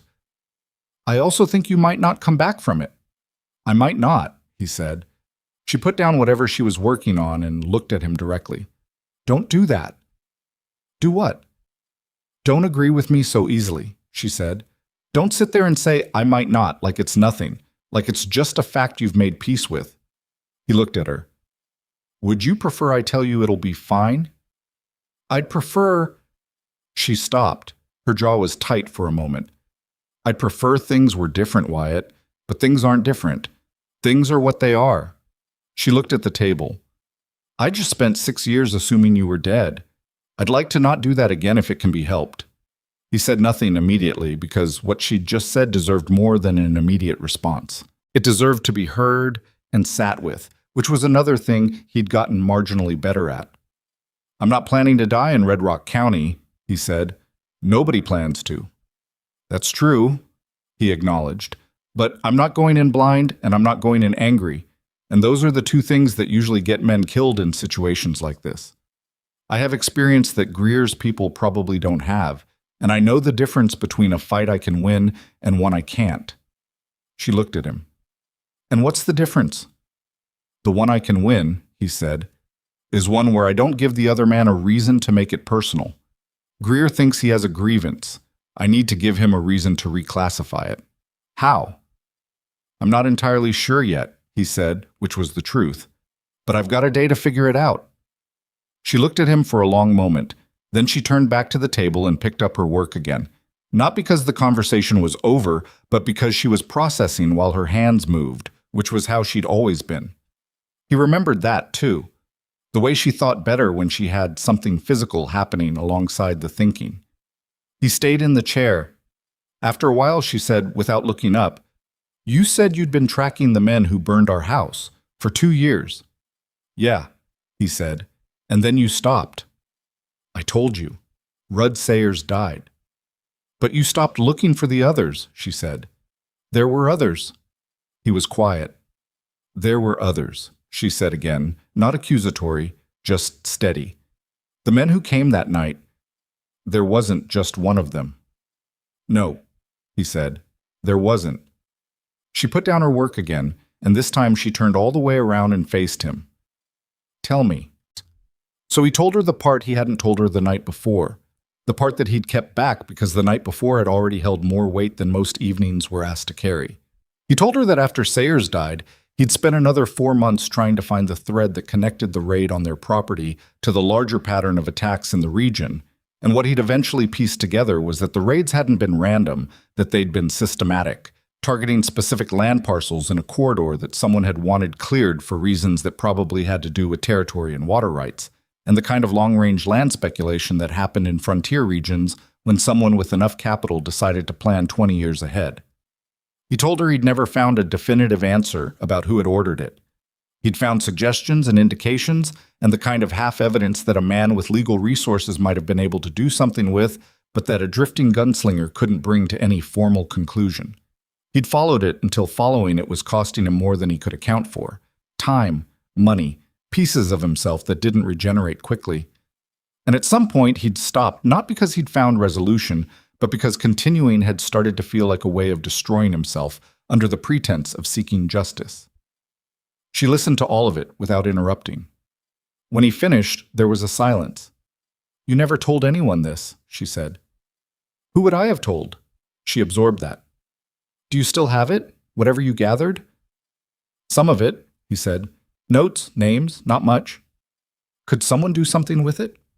A lawyer with the right connections might, he said carefully. It's not evidence in any clean sense. It's a direction. She was looking at the middle distance, at something he couldn't see. He recognized that expression too. The one that meant she was building something in her head, laying out components and testing the structure, seeing where it held and where it didn't. After this is settled with Greer, she said finally, whatever notes you have, I want to see them. He looked at her. Why? She met his eyes. Because someone burned our house, Wyatt, and we survived, and I'm not willing to let that be the whole story. Something moved in his chest that was complicated and didn't have a clean name. He nodded once. After Greer, he said. She nodded back. He left Blackstone Hollow the next morning before the sun was fully up, on the same brown horse he'd ridden in on, with his revolver and his saddlebag and the notes he'd carried for 4 years folded inside his coat. He left without ceremony because ceremony would have made it worse, would have given it the weight of a conclusion, and he was not going to Red Rock County for a conclusion. He was going for a conversation, and the distinction mattered to him. Eliza walked with him to the edge of town, to the place where the main road opened up into the flat scrubland and became something longer and less defined. She walked with her hands in her coat pockets and said very little, and he matched her silence because silence between them had gotten comfortable again in a way he hadn't expected to happen this quickly, in a way that suggested some things didn't need to be rebuilt from scratch, but just uncovered, like objects that had been stored somewhere and turned out to be intact. At the edge of the road she stopped. He stopped too. The horse shifted under him, impatient in the morning cold. Come back, she said. Not a request? Not quite a command. The middle thing. That's the plan, he said. She looked up at him. Wyatt. I'll come back, he said. She held his eyes for a moment. Then she stepped back. He turned the horse and rode. He did not look back. Not because he didn't want to, but because looking back was the kind of thing that made leaving harder, and leaving harder was a luxury he couldn't afford this morning. The road to Red Rock County was a day and a half of riding if he pushed, 2 days if he didn't. He pushed, but not recklessly. He wanted to arrive with a horse that still had something in it, and a mind that hadn't been emptied out by exhaustion. He camped once, briefly, at a creek that ran through a stand of cottonwoods about 12 miles from the county line, and he sat by a small fire and thought about what he was going to say to Aldous Greer. There was a version of this that went badly from the moment he rode in, and he knew it, And he spent some time with that version the way you spend time with things you're afraid of. Not dwelling, not avoiding, just looking at it directly enough to understand its shape so it couldn't surprise you. Greer might have men stationed at the county line with instructions that didn't involve conversation. Colton Vane might have reported back in a way that made Greer's grief harden into something past talking. The whole enterprise might be one of those situations where the only possible outcomes were bad, and the only real choice was which kind of bad. But Wyatt had been thinking about Aldous Greer since the night he'd shot Marcus Greer in a fair fight outside a saloon in a town called Bitter Creek. And what he kept coming back to was what the witnesses had told him afterward, that Marcus Greer had come looking for a reputation that night. He'd been asking around about Wyatt for a week before it happened. He'd been drinking and talking about proving something, in the way that young men talked about proving things when they'd grown up in the shadow of a father with absolute power in his particular territory, and had never had to find out what they were made of in any situation the father hadn't controlled. Marcus Greer had not been a bad person, as far as Wyatt could determine. He'd been young and foolish and unlucky in his choice of who to challenge, and the outcome had been what it was, which was a fact that Wyatt carried without apology, but also without pleasure. That was what he was going to say to Aldous Greer, and it was either going to be enough or it wasn't. Red Rock County announced itself with better fencing, the kind of organized, maintained, resource-intensive fencing that told you someone with money had decided where the boundaries were and intended them to be respected. The land was well watered, greener than what surrounded it, and the road was wider and better kept than anything he'd traveled in the last 2 days. The Greer Ranch was visible from half a mile away because it had been built to be visible. A main house that was large enough to qualify as something beyond a ranch house, with outbuildings arranged around it in a pattern that suggested planning and permanence, the physical expression of a man who had intended to plant himself in this land and stay. Wyatt rode in at a walk. There were 2 men on horseback waiting at the gate at the end of the road that led to the main house. They'd clearly been watching him come in. Neither had drawn weapons, which was the first thing he assessed, and then he assessed their posture, which was ready but not committed, the posture of men waiting for instructions rather than acting on existing ones. "I'm Wyatt Mercer," he said, when he was close enough to speak normally. "I'm here to see Aldous Greer." The 2 men looked at each other. Something passed between them that was probably surprise, given that the expected move for a man in Wyatt's position was not to ride up to the front gate and announce himself. "Wait here," one of them said. He waited. The horse was tired and stood with its head lower than usual, and Wyatt let it rest. The morning had grown warm, and the sky over Red Rock County was a clear, indifferent blue with nothing in it. He waited about 10 minutes before one of the men came back and gestured for him to follow. The inside of the main house was not what he'd expected, though he wasn't sure what he'd expected. Something more overtly hostile, maybe, something that announced itself as the seat of a man with grievances. What it actually was a house that had belonged to a family, with the evidence of that family on the walls and the tables and the shelves, the accumulated objects of a life that had included people the man had loved and lost. There was a photograph on the wall near the front door. A young man, maybe 20 years old, with Aldous Greer's jaw and a look on his face that was trying to appear more settled than it actually was. The look of a young man who was still figuring out what his face was supposed to do. Wyatt looked at it for a moment longer than he'd intended. Aldous Greer was in a room at the back of the house that served as a study or an office, seated behind a desk that had papers on it and the look of actual use rather than display. He was older than Wyatt, mid-60s maybe, with a build that had once been formidable and still wasn't negligible, and the kind of face that had arranged itself over decades into an expression of habitual authority. He was looking at Wyatt when Wyatt came through the door, and his expression was not what Wyatt had prepared for. He'd prepared for anger. What he saw was closer to exhaustion. That was information. "You've got nerve," Greer said. "I'm told that," Wyatt said. "Sit down or don't," Greer said. "I'm not going to pretend this is a social call." Wyatt sat. The chair was solid and leather and expensive in the understated way that things are expensive when they're bought for use rather than display. "You shot my son," Greer said. "I did," Wyatt said. "He drew first," Greer said. The words came out flat, like he'd said them before to himself, working something out. I know he drew first. Colton confirmed it, and I had other confirmation before Colton. He paused. Marcus was never... He didn't have the temperament for... He stopped again. Wyatt waited. He was trying to prove something, Greer said finally. That's what I keep coming back to. He went looking for it. Yes, sir, Wyatt said. That's what the witnesses told me afterward, and it's what I believed at the time. Greer looked at him sharply. Then why didn't you back down? Walk away. Because Marcus Greer didn't give me the option, Wyatt said. I tried to. I told him once I wasn't interested. He kept coming. He held the older man's gaze. I've thought about it. I've thought about it more than I'd like to tell you, because thinking about it doesn't change the outcome, and what's done is done. But I want you to know that the outcome was not what I was there for that night. Greer was quiet for a long moment. The house around them was very still. Somewhere outside, a bird was making a sound in a tree. You have nerve, Greer said again, but it came out different this time. Less like a statement about audacity and more like something he was turning over, testing. I have a woman I'm trying to get back to, Wyatt said. That's what I have. Greer looked at him. I'm not a threat to you, Wyatt said. I never was. What happened in Bitter Creek was not about you or your family. It was a young man looking for something that he found in the wrong place with the wrong person. I'm sorry for the outcome. I am genuinely sorry. He paused. But I'm done running from it, and I'm done letting it define what the rest of my life looks like. The silence that followed was the longest one yet. Greer stood up from his desk. He walked to the window and stood with his back to Wyatt, looking out at the land he'd built over however many decades of will and work, and the kind of focused intention that carved something permanent out of nothing. He stood there for what felt like a full minute. Then he turned around. Get off my land, he said.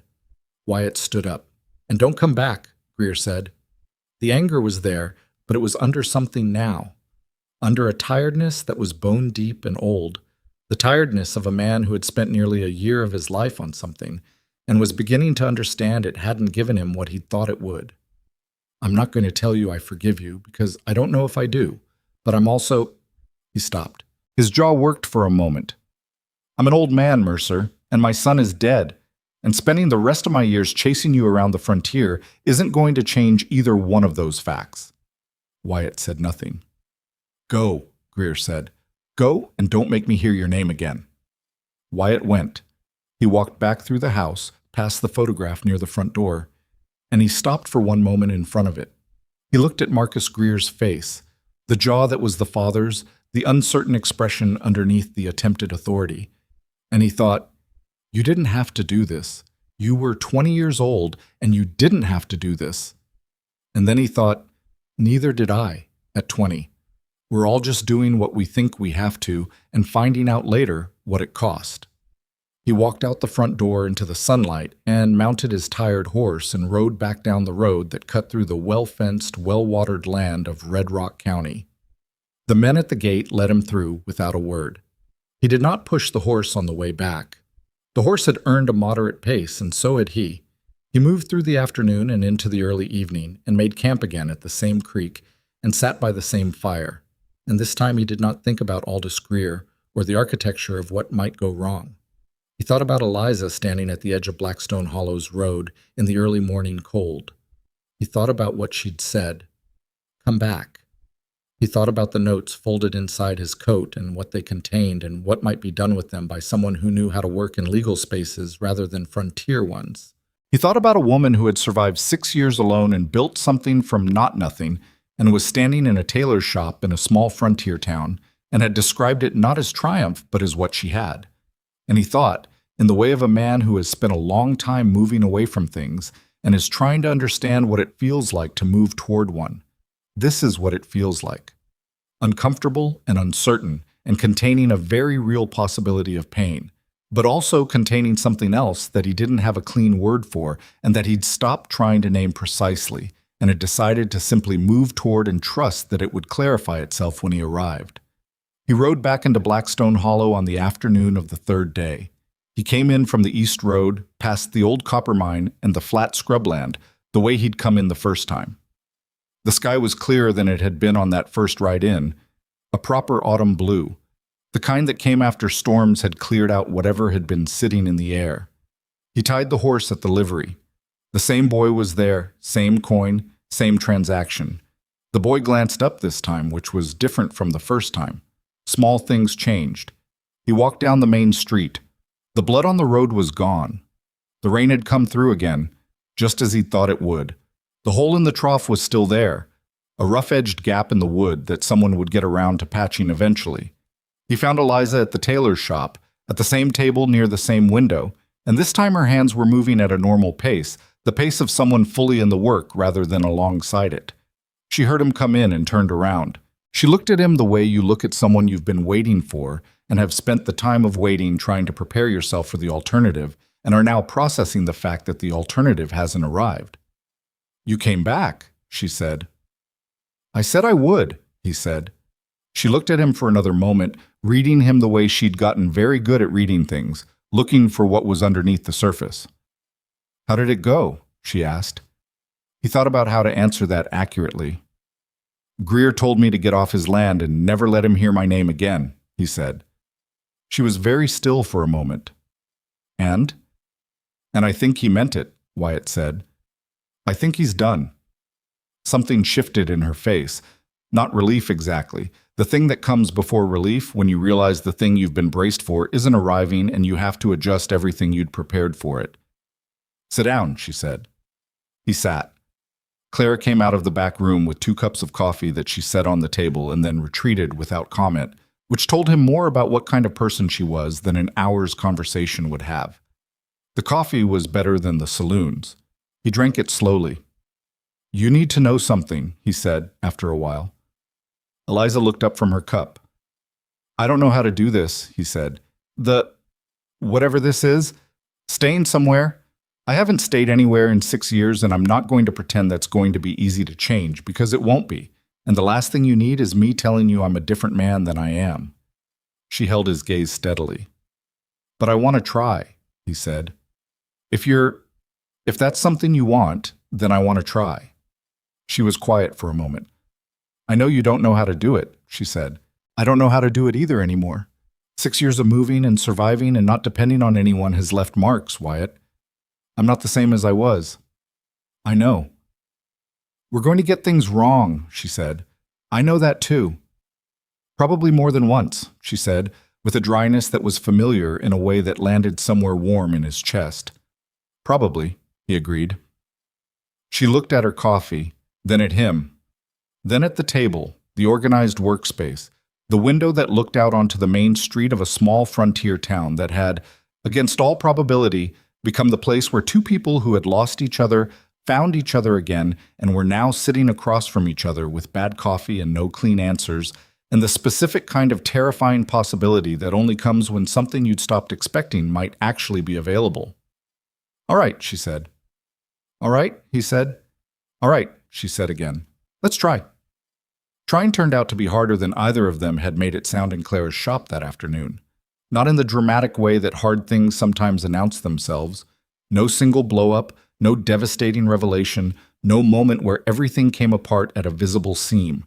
It was harder in the quieter, more persistent way that daily life is hard, when 2 people who have spent 6 years becoming entirely self-sufficient are suddenly in close enough proximity to bump against each other's habits and expectations, and the 100 small accumulated ways that survival had reshaped them both. Wyatt found work at the local forge within the first week, mostly because Harlan Doss knew the man who ran it and put in a word, and partly because Wyatt had grown up watching his father work iron and had retained enough of it that when the blacksmith, a taciturn man named Eds, handed him a hammer and pointed at a piece of work that needed finishing, Wyatt didn't embarrass himself. It was not skilled work, not yet. He was slow, and his technique was rough in the places where memory and actual practice diverged. But Eds was a man who valued effort over performance, and Wyatt was not afraid of effort. Within 2 weeks, he was coming in before Eds arrived and leaving after Eds left, and something about the physical certainty of the work, the heat, the weight, the immediate and honest feedback of metal either cooperating or not, settled something in him that had not been settled in a very long time. His hands got burned twice in the first month. Small burns, careless ones. the kind that came from moving too fast before he'd rebuilt the right reflexes. He didn't mention them.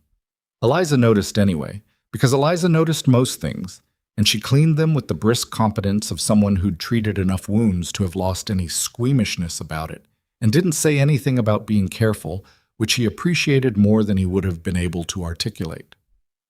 The room above the hollow reed was his for the first 3 weeks.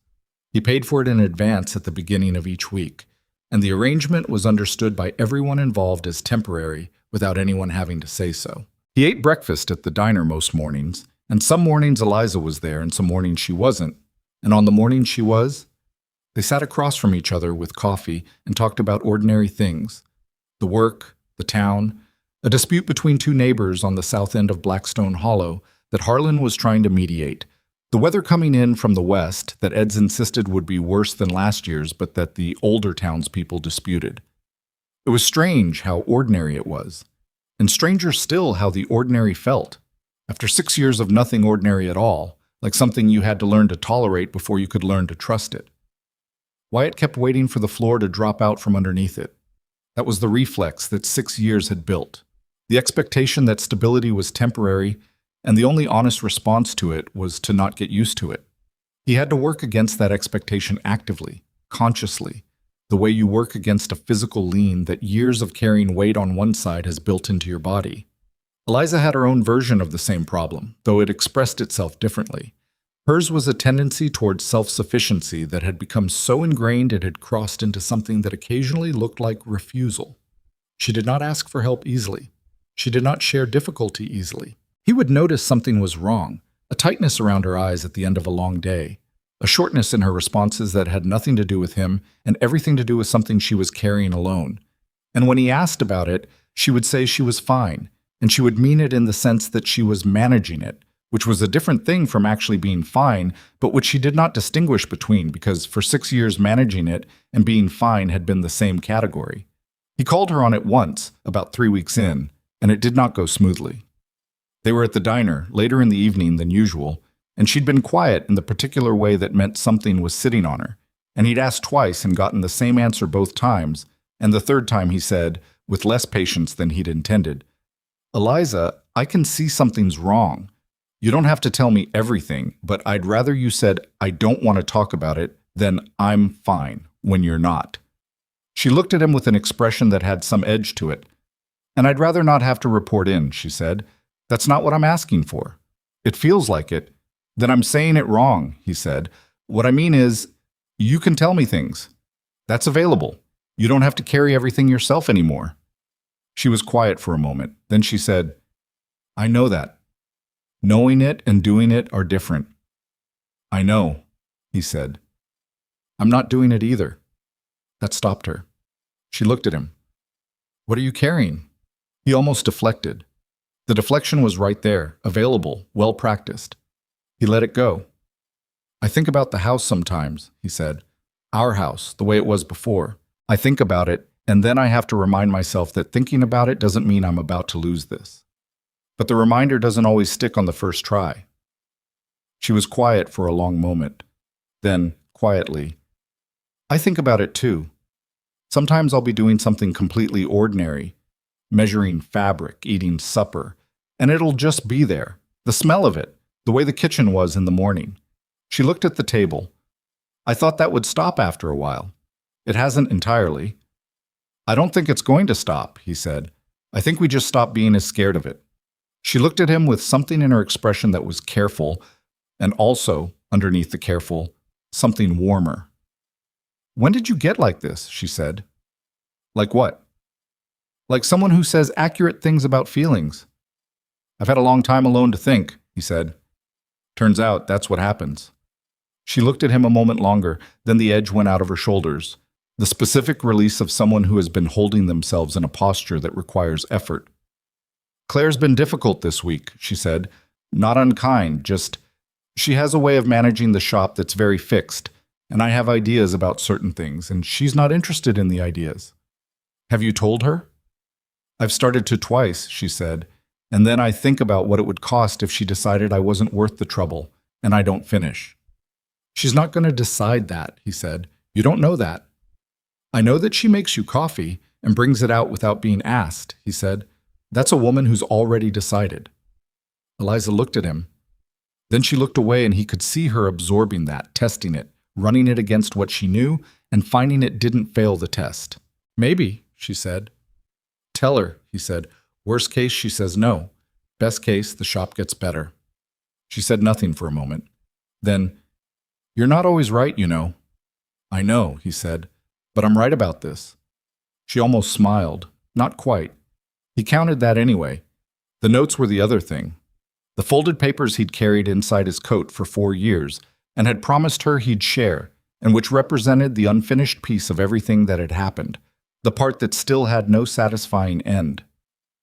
He spread them out on the table in his room above the saloon one evening when the light was still good, and she sat across from him and they went through them together, which was the first time he'd gone through them with another person, and which turned out to be different from going through them alone in the specific way that things seen through 2 sets of eyes acquire dimensions they don't have when you've been the only one looking.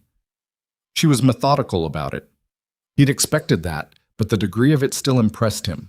She organized the papers into categories without being asked, grouping the names separately from the land description, separately from the timeline he'd constructed. And once they were organized, she went through each category with a precision that suggested she'd spent time thinking in structured ways and had gotten good at it. This name, she said, pointing to one that appeared twice in the timeline section. Caswell. You have him connected to Sayers. As a financial connection, Wyatt said, not direct. It was an inference from a conversation I had with a land agent in a town called Fort Reese. He mentioned Caswell in relation to the corridor purchases. Is the land agent still in Fort Reese? Last I knew, he said. That was 2 years ago. She looked at the name for a moment. There's a lawyer in the county seat at Millhaven, she said. His name is Tate. He came through Blackstone Hollow a few months ago and had dinner with Harlan, and from what Harlan told me afterward, he's the kind of lawyer who takes cases that other lawyers find inconvenient. What kind of inconvenient? Land cases, she said. Territorial disputes. The kind where someone powerful has done something that's technically possible to challenge if you have the evidence and the nerve. Wyatt looked at her. You've been thinking about this. I've been thinking about this for 6 years, she said. I just didn't have any of the pieces until now. He sat with that. It might not go anywhere, he said. It might not, she agreed, but I'd rather try and find out than let it just sit there and be the thing that happened to us with no further comment. He understood that. He understood it in a place that didn't have words attached, a place that was just recognition.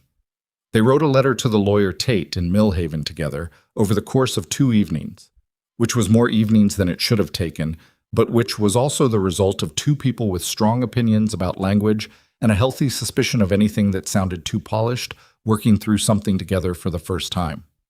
There were 2 arguments and 1 long silence and 3 full rewrites, and at the end of it they had something that was clear and factual and said what it needed to say without saying more than it should. Eliza copied it out in her handwriting, which was better than his. He read it over her shoulder when she was done. She crossed out 1 word and replaced it with another. And he started to say something about it and then looked at the replacement and didn't. Better, he said. I know, she said. They sent it with the next postwriter through Blackstone Hollow, heading toward Millhaven. Then they waited, which was its own kind of discipline.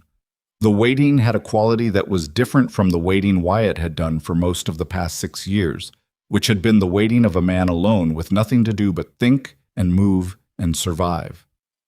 This waiting happened inside days that had content. The forge, the diner, the slow rebuilding of something between 2 people that was familiar and also new. The way a song sounds different when you've been away from it long enough that you hear it fresh. There were evenings when it was easy, when they sat on the step outside the saloon and talked about nothing in particular until the temperature dropped enough to go inside.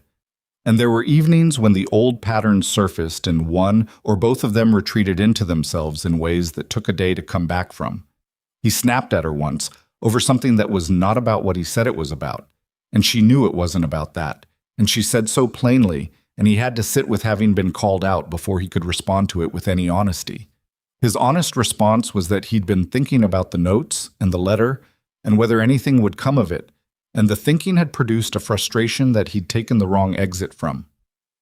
You can say that, she told him. When something's frustrating you, you can just say it. You don't have to route it through me. I know, he said. Do you? She said, and that time it was almost affectionate, the echo of the question she'd been asking him since the first night. He looked at her. I'm working on it. I know you are, she said. I can tell. He moved out of the room above the saloon at the end of the second month, into a rented room in a boarding house on the quieter end of the main street, which cost more than the saloon room, but had a window that faced east and got the morning light, and was large enough for the small table he bought from a man who was leaving town and selling what he couldn't carry. It was not the house he and Eliza had built together on the land that was now ash and memory. It was one room in a boarding house in a small frontier town with thin walls and a landlady who had opinions about mealtimes. But it was his, in the specific sense of being a place he had chosen to be rather than a place he'd simply stopped in, and that distinction turned out to matter more than he'd expected. Eliza helped him move in, which consisted mostly of carrying a saddlebag and a blanket and the table, but which also involved standing in the middle of the room afterward and looking at it with him and saying, "It's not bad." "It's not much," he said. "Neither was the first place we had," she said. "You remember that winter in the first year when the roof leaked over the kitchen table and we put a pot under it and told ourselves we'd fix it in the spring?" "We fixed it in the fall," he said. "The following fall." 2 years, she said. "We put a pot under it for 2 years. He looked at her. She was looking around the room with an expression that was something between amused and something more complicated that he didn't try to name. "We were terrible at maintaining things," he said. "We were good at other parts," she said. He looked at her for a moment. "Yeah," he said. "We were." The response from the lawyer in Millhaven came 6 weeks after they'd sent the letter. It was not a short response. Tate wrote with the methodical thoroughness of a man who'd been asked a complicated question and was going to answer all of it, and what he said was that the information in the notes was insufficient on its own, but potentially significant as part of a larger pattern he'd been tracking regarding land acquisition practices in the region over the past decade. He had other clients with similar situations. He was not making promises, but he wanted to discuss it further, and he named a date when he planned to pass through Blackstone Hollow on circuit. Eliza read the letter twice and then set it on the table and looked at it. "It's not a yes," she said. "It's not a no," he said. "It's not nothing," she said, which was a phrase he recognized and which landed the way it was intended to. "No," he said. "It's not nothing." When Tate came through Blackstone Hollow 3 weeks later, he turned out to be a thin man in his 50s with an ink stain on the cuff of his right sleeve that suggested he worked more than he talked about, and eyes that were the kind of attentive that made you feel like what you were saying was being actually heard rather than processed for usefulness. He met with them in Harlan's back room, because Harlan's back room had become the unofficial place in Blackstone Hollow where things of significance happened, and he went through the notes with a deliberateness that was different from anyone else who'd looked at them, different from Eliza's methodical categorization, and different from Wyatt's years of solitary examination. He asked questions, good questions, the kind that understood what they were asking. He asked about the land agent in Fort Reese and whether he was likely to speak to a lawyer in a formal context. He asked about other families in the corridor who'd lost property in the same period and whether Wyatt had names. He asked about the timeline, about whether the gap between the raids and the formal land purchases was consistent or variable. By the end of 2 hours, the notes had transformed from something Wyatt had always thought of as a private burden into something that had a shape outside of himself, a thing that existed in the world rather than just inside his coat. "I can't guarantee an outcome," Tate said at the end. "I want to be plain about that. What I can do is put this in the context of what I already have, pursue the connection to Caswell, and if there's enough, file a claim on behalf of the affected parties." He looked at them both. "That process is slow. It's frustrating. It may reach a wall and stop. Are you prepared for that?" "We've been prepared for worse," Eliza said. Tate looked at her with the specific respect of someone recognizing a quality he'd learned to value. "Yes," he said. "I expect you have." He took copies of the relevant notes when he left, leaving the originals with them, and shook both their hands with the firmness of a man who meant the handshake. And then he was gone on the circuit road, and Blackstone Hollow went back to its ordinary self. Wyatt and Eliza walked back up the main street in the late afternoon light, and neither of them said anything for the length of the street, and the silence was the comfortable kind, the kind that doesn't need to be filled. At the corner where the street split, her direction toward the shop, his toward the forge, she stopped. "How do you feel?" she asked. He thought about it honestly. "Like something got put down," he said. "Something I'd been carrying so long I stopped noticing the weight." She nodded slowly. "I feel that too." He looked at her. The afternoon light was doing what afternoon light does in autumn on the frontier, going golden and long, and she was standing in it with the scar on her jaw and her practical coat and her eyes that were the same as he'd recognized across 6 years of distance, and she was looking back at him in the way she'd been looking at him since the night in the saloon when everything had changed, the way that said she was still deciding what this was, and that the deciding was ongoing, and that she was okay with the ongoing. "The forge has a stove," he said. She blinked. "What?" "Ed's has a stove in the back room," he said. "He uses it for heating the space in winter. It puts out enough heat for the whole building." He paused. "I mention it because you said your room at the boarding house gets cold in the evenings." She looked at him with a measured expression. "You're telling me about a stove." "I'm pointing out that the forge is warm," he said, "and that I'm there most evenings, and that there's a chair in the back room that someone could sit in while they did the kind of work that doesn't require a lot of light." She looked at him for a long moment. "You're asking me to come sit at the forge while you work." "I'm noting that the option exists," he said. The corner of her mouth moved in a way that was not quite a smile and was also definitely not a smile. "That's the most Wyatt Mercer way of asking someone to spend time with you that I have ever heard." "I don't know how to do the other kind," he said. "I know," she said. "I know you don't." She looked at him steadily. "I'll come by Thursday." "All right," he said. She turned and walked toward the shop. He turned and walked toward the forge. Neither of them made a production of it, which was correct. It didn't require production. It was just a Thursday, offered and accepted, one ordinary thing among the ordinary things that were slowly accumulating into something neither of them had a name for yet, and that both of them were leaving unnamed on purpose because names implied certainty, and certainty was something they were both relearning slowly and in small increments. Thursday came. She came. She sat in the chair in the back room of the forge with her mending work in her lap and a cup of tea that Ed's had produced from somewhere with an air of complete nonchalance, and the stove put out its heat, and Wyatt worked at the front of the space, and they talked sometimes and didn't talk other times, and at some point in the evening Ed's went home and it was just the two of them and the fire and the sound of the work. She fell asleep in the chair sometime around 9 o'clock, the mending still in her lap.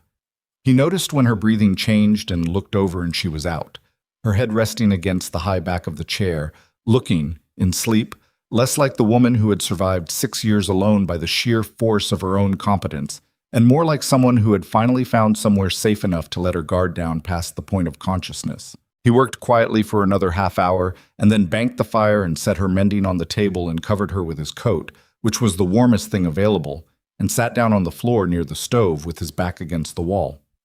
He was not comfortable.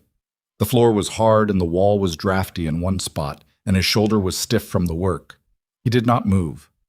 He sat there in the quiet of the closed forge in Blackstone Hollow, with the banked fire putting out its low heat, and the woman who was somehow still his wife sleeping in the chair across the room, and he thought about the version of himself who had ridden into this town 3 months ago looking for nothing more than a quiet drink and a direction to ride in the morning.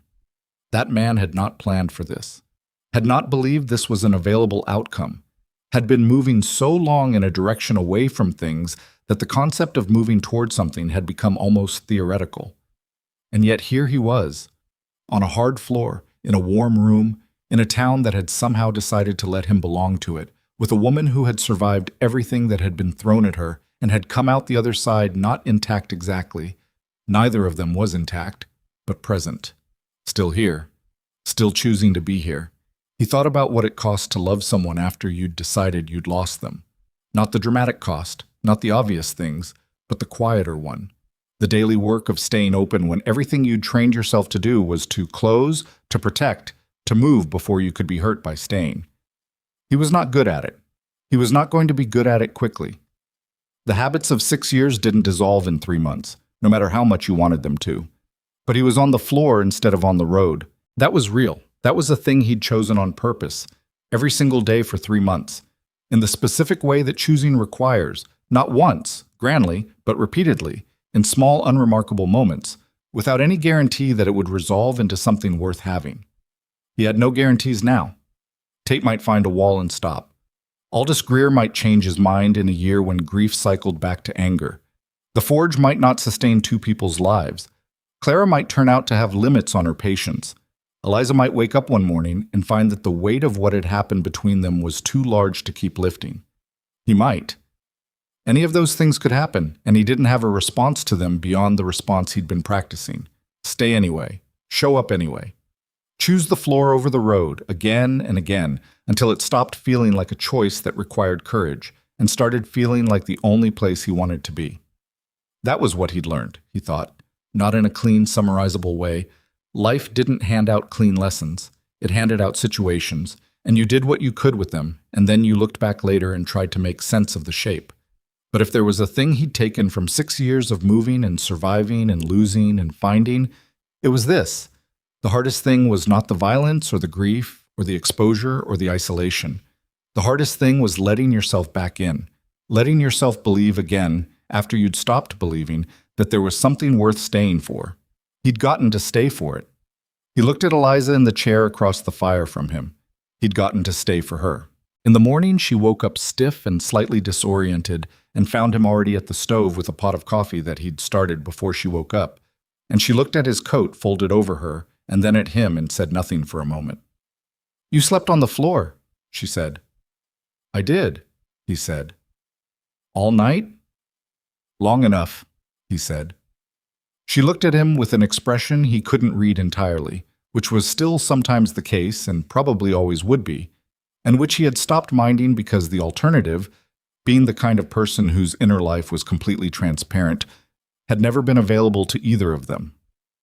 "That couldn't have been comfortable," she said. "It wasn't," he agreed. "You could have woken me up." "I know," he said. She looked at him for another moment, the expression still doing the thing he couldn't entirely read, and then she took the coffee he held out to her and wrapped both hands around it and looked at the banked fire. Outside, Blackstone Hollow was starting its morning. He could hear it. The livery, the first movement of the diner, a cart moving on the main street. The ordinary machinery of a day that had no particular reason to be significant, and was, for that precise reason, significant. "I've been thinking about the east side of town," she said, after a while. He looked at her. "What about it?" "There's a building that Harlan said has been empty for 2 years. It's too big for one thing, but the right size for 2. She looked at her coffee.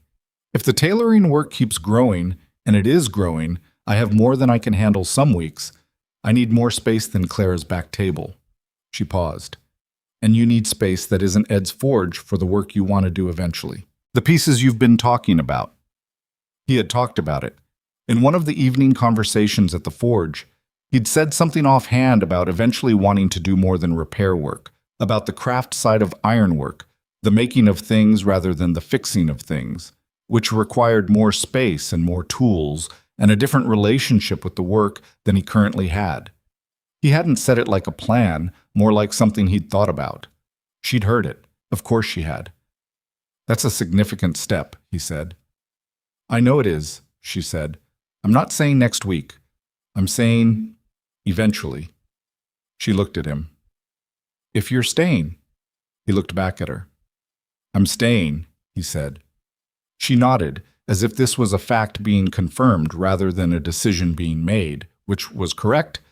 It wasn't a decision anymore.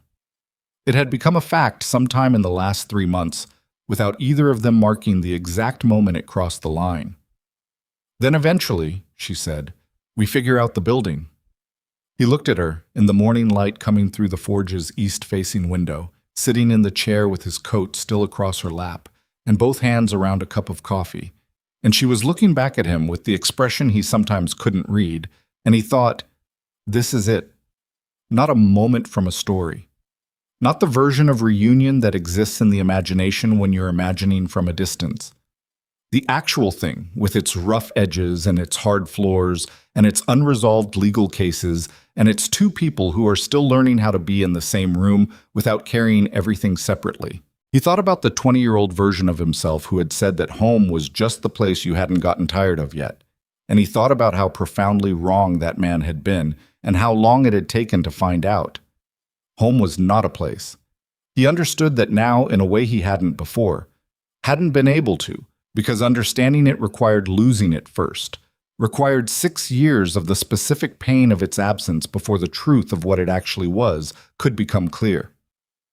Home was a choice you made, every day, with the full knowledge of what it cost and what it couldn't guarantee. It was the floor of a forge on a cold night. It was bad coffee and a crooked ceiling. It was the woman across from him, not softened by distance into something manageable, but present, real, complicated, scarred in ways both visible and not, still deciding things, still becoming who she was going to be. Still here, still choosing here. He had spent 6 years looking for what he thought he'd lost. He had found something he hadn't known to look for. Not the life before, not the version of himself that existed before the fire and the loss and the long road. That version was gone, and he had made his peace with it the way you make peace with things that cannot be recovered, by acknowledging them without letting the acknowledgement become a permanent residence. What he had found was this: the ongoing, imperfect, ordinary, sufficient thing that was happening right now in a forge in Blackstone Hollow on a fall morning, with a woman who had survived everything and chosen to still be here, and a man who had finally, at 38, on a hard floor, learned the difference between running away from something and staying for it. He raised his coffee cup. She raised hers. They didn't say anything because there wasn't anything to say that the gesture didn't already contain. And they had both spent enough time saying things into silence to know when silence was the right language. Outside, the day continued without them for another few minutes. Then they both got up and set their cups down, and went back to the work that was waiting for them. And the morning opened up ahead of them the way mornings do when you have somewhere to be, full of nothing remarkable, and for exactly that reason, full of everything that mattered.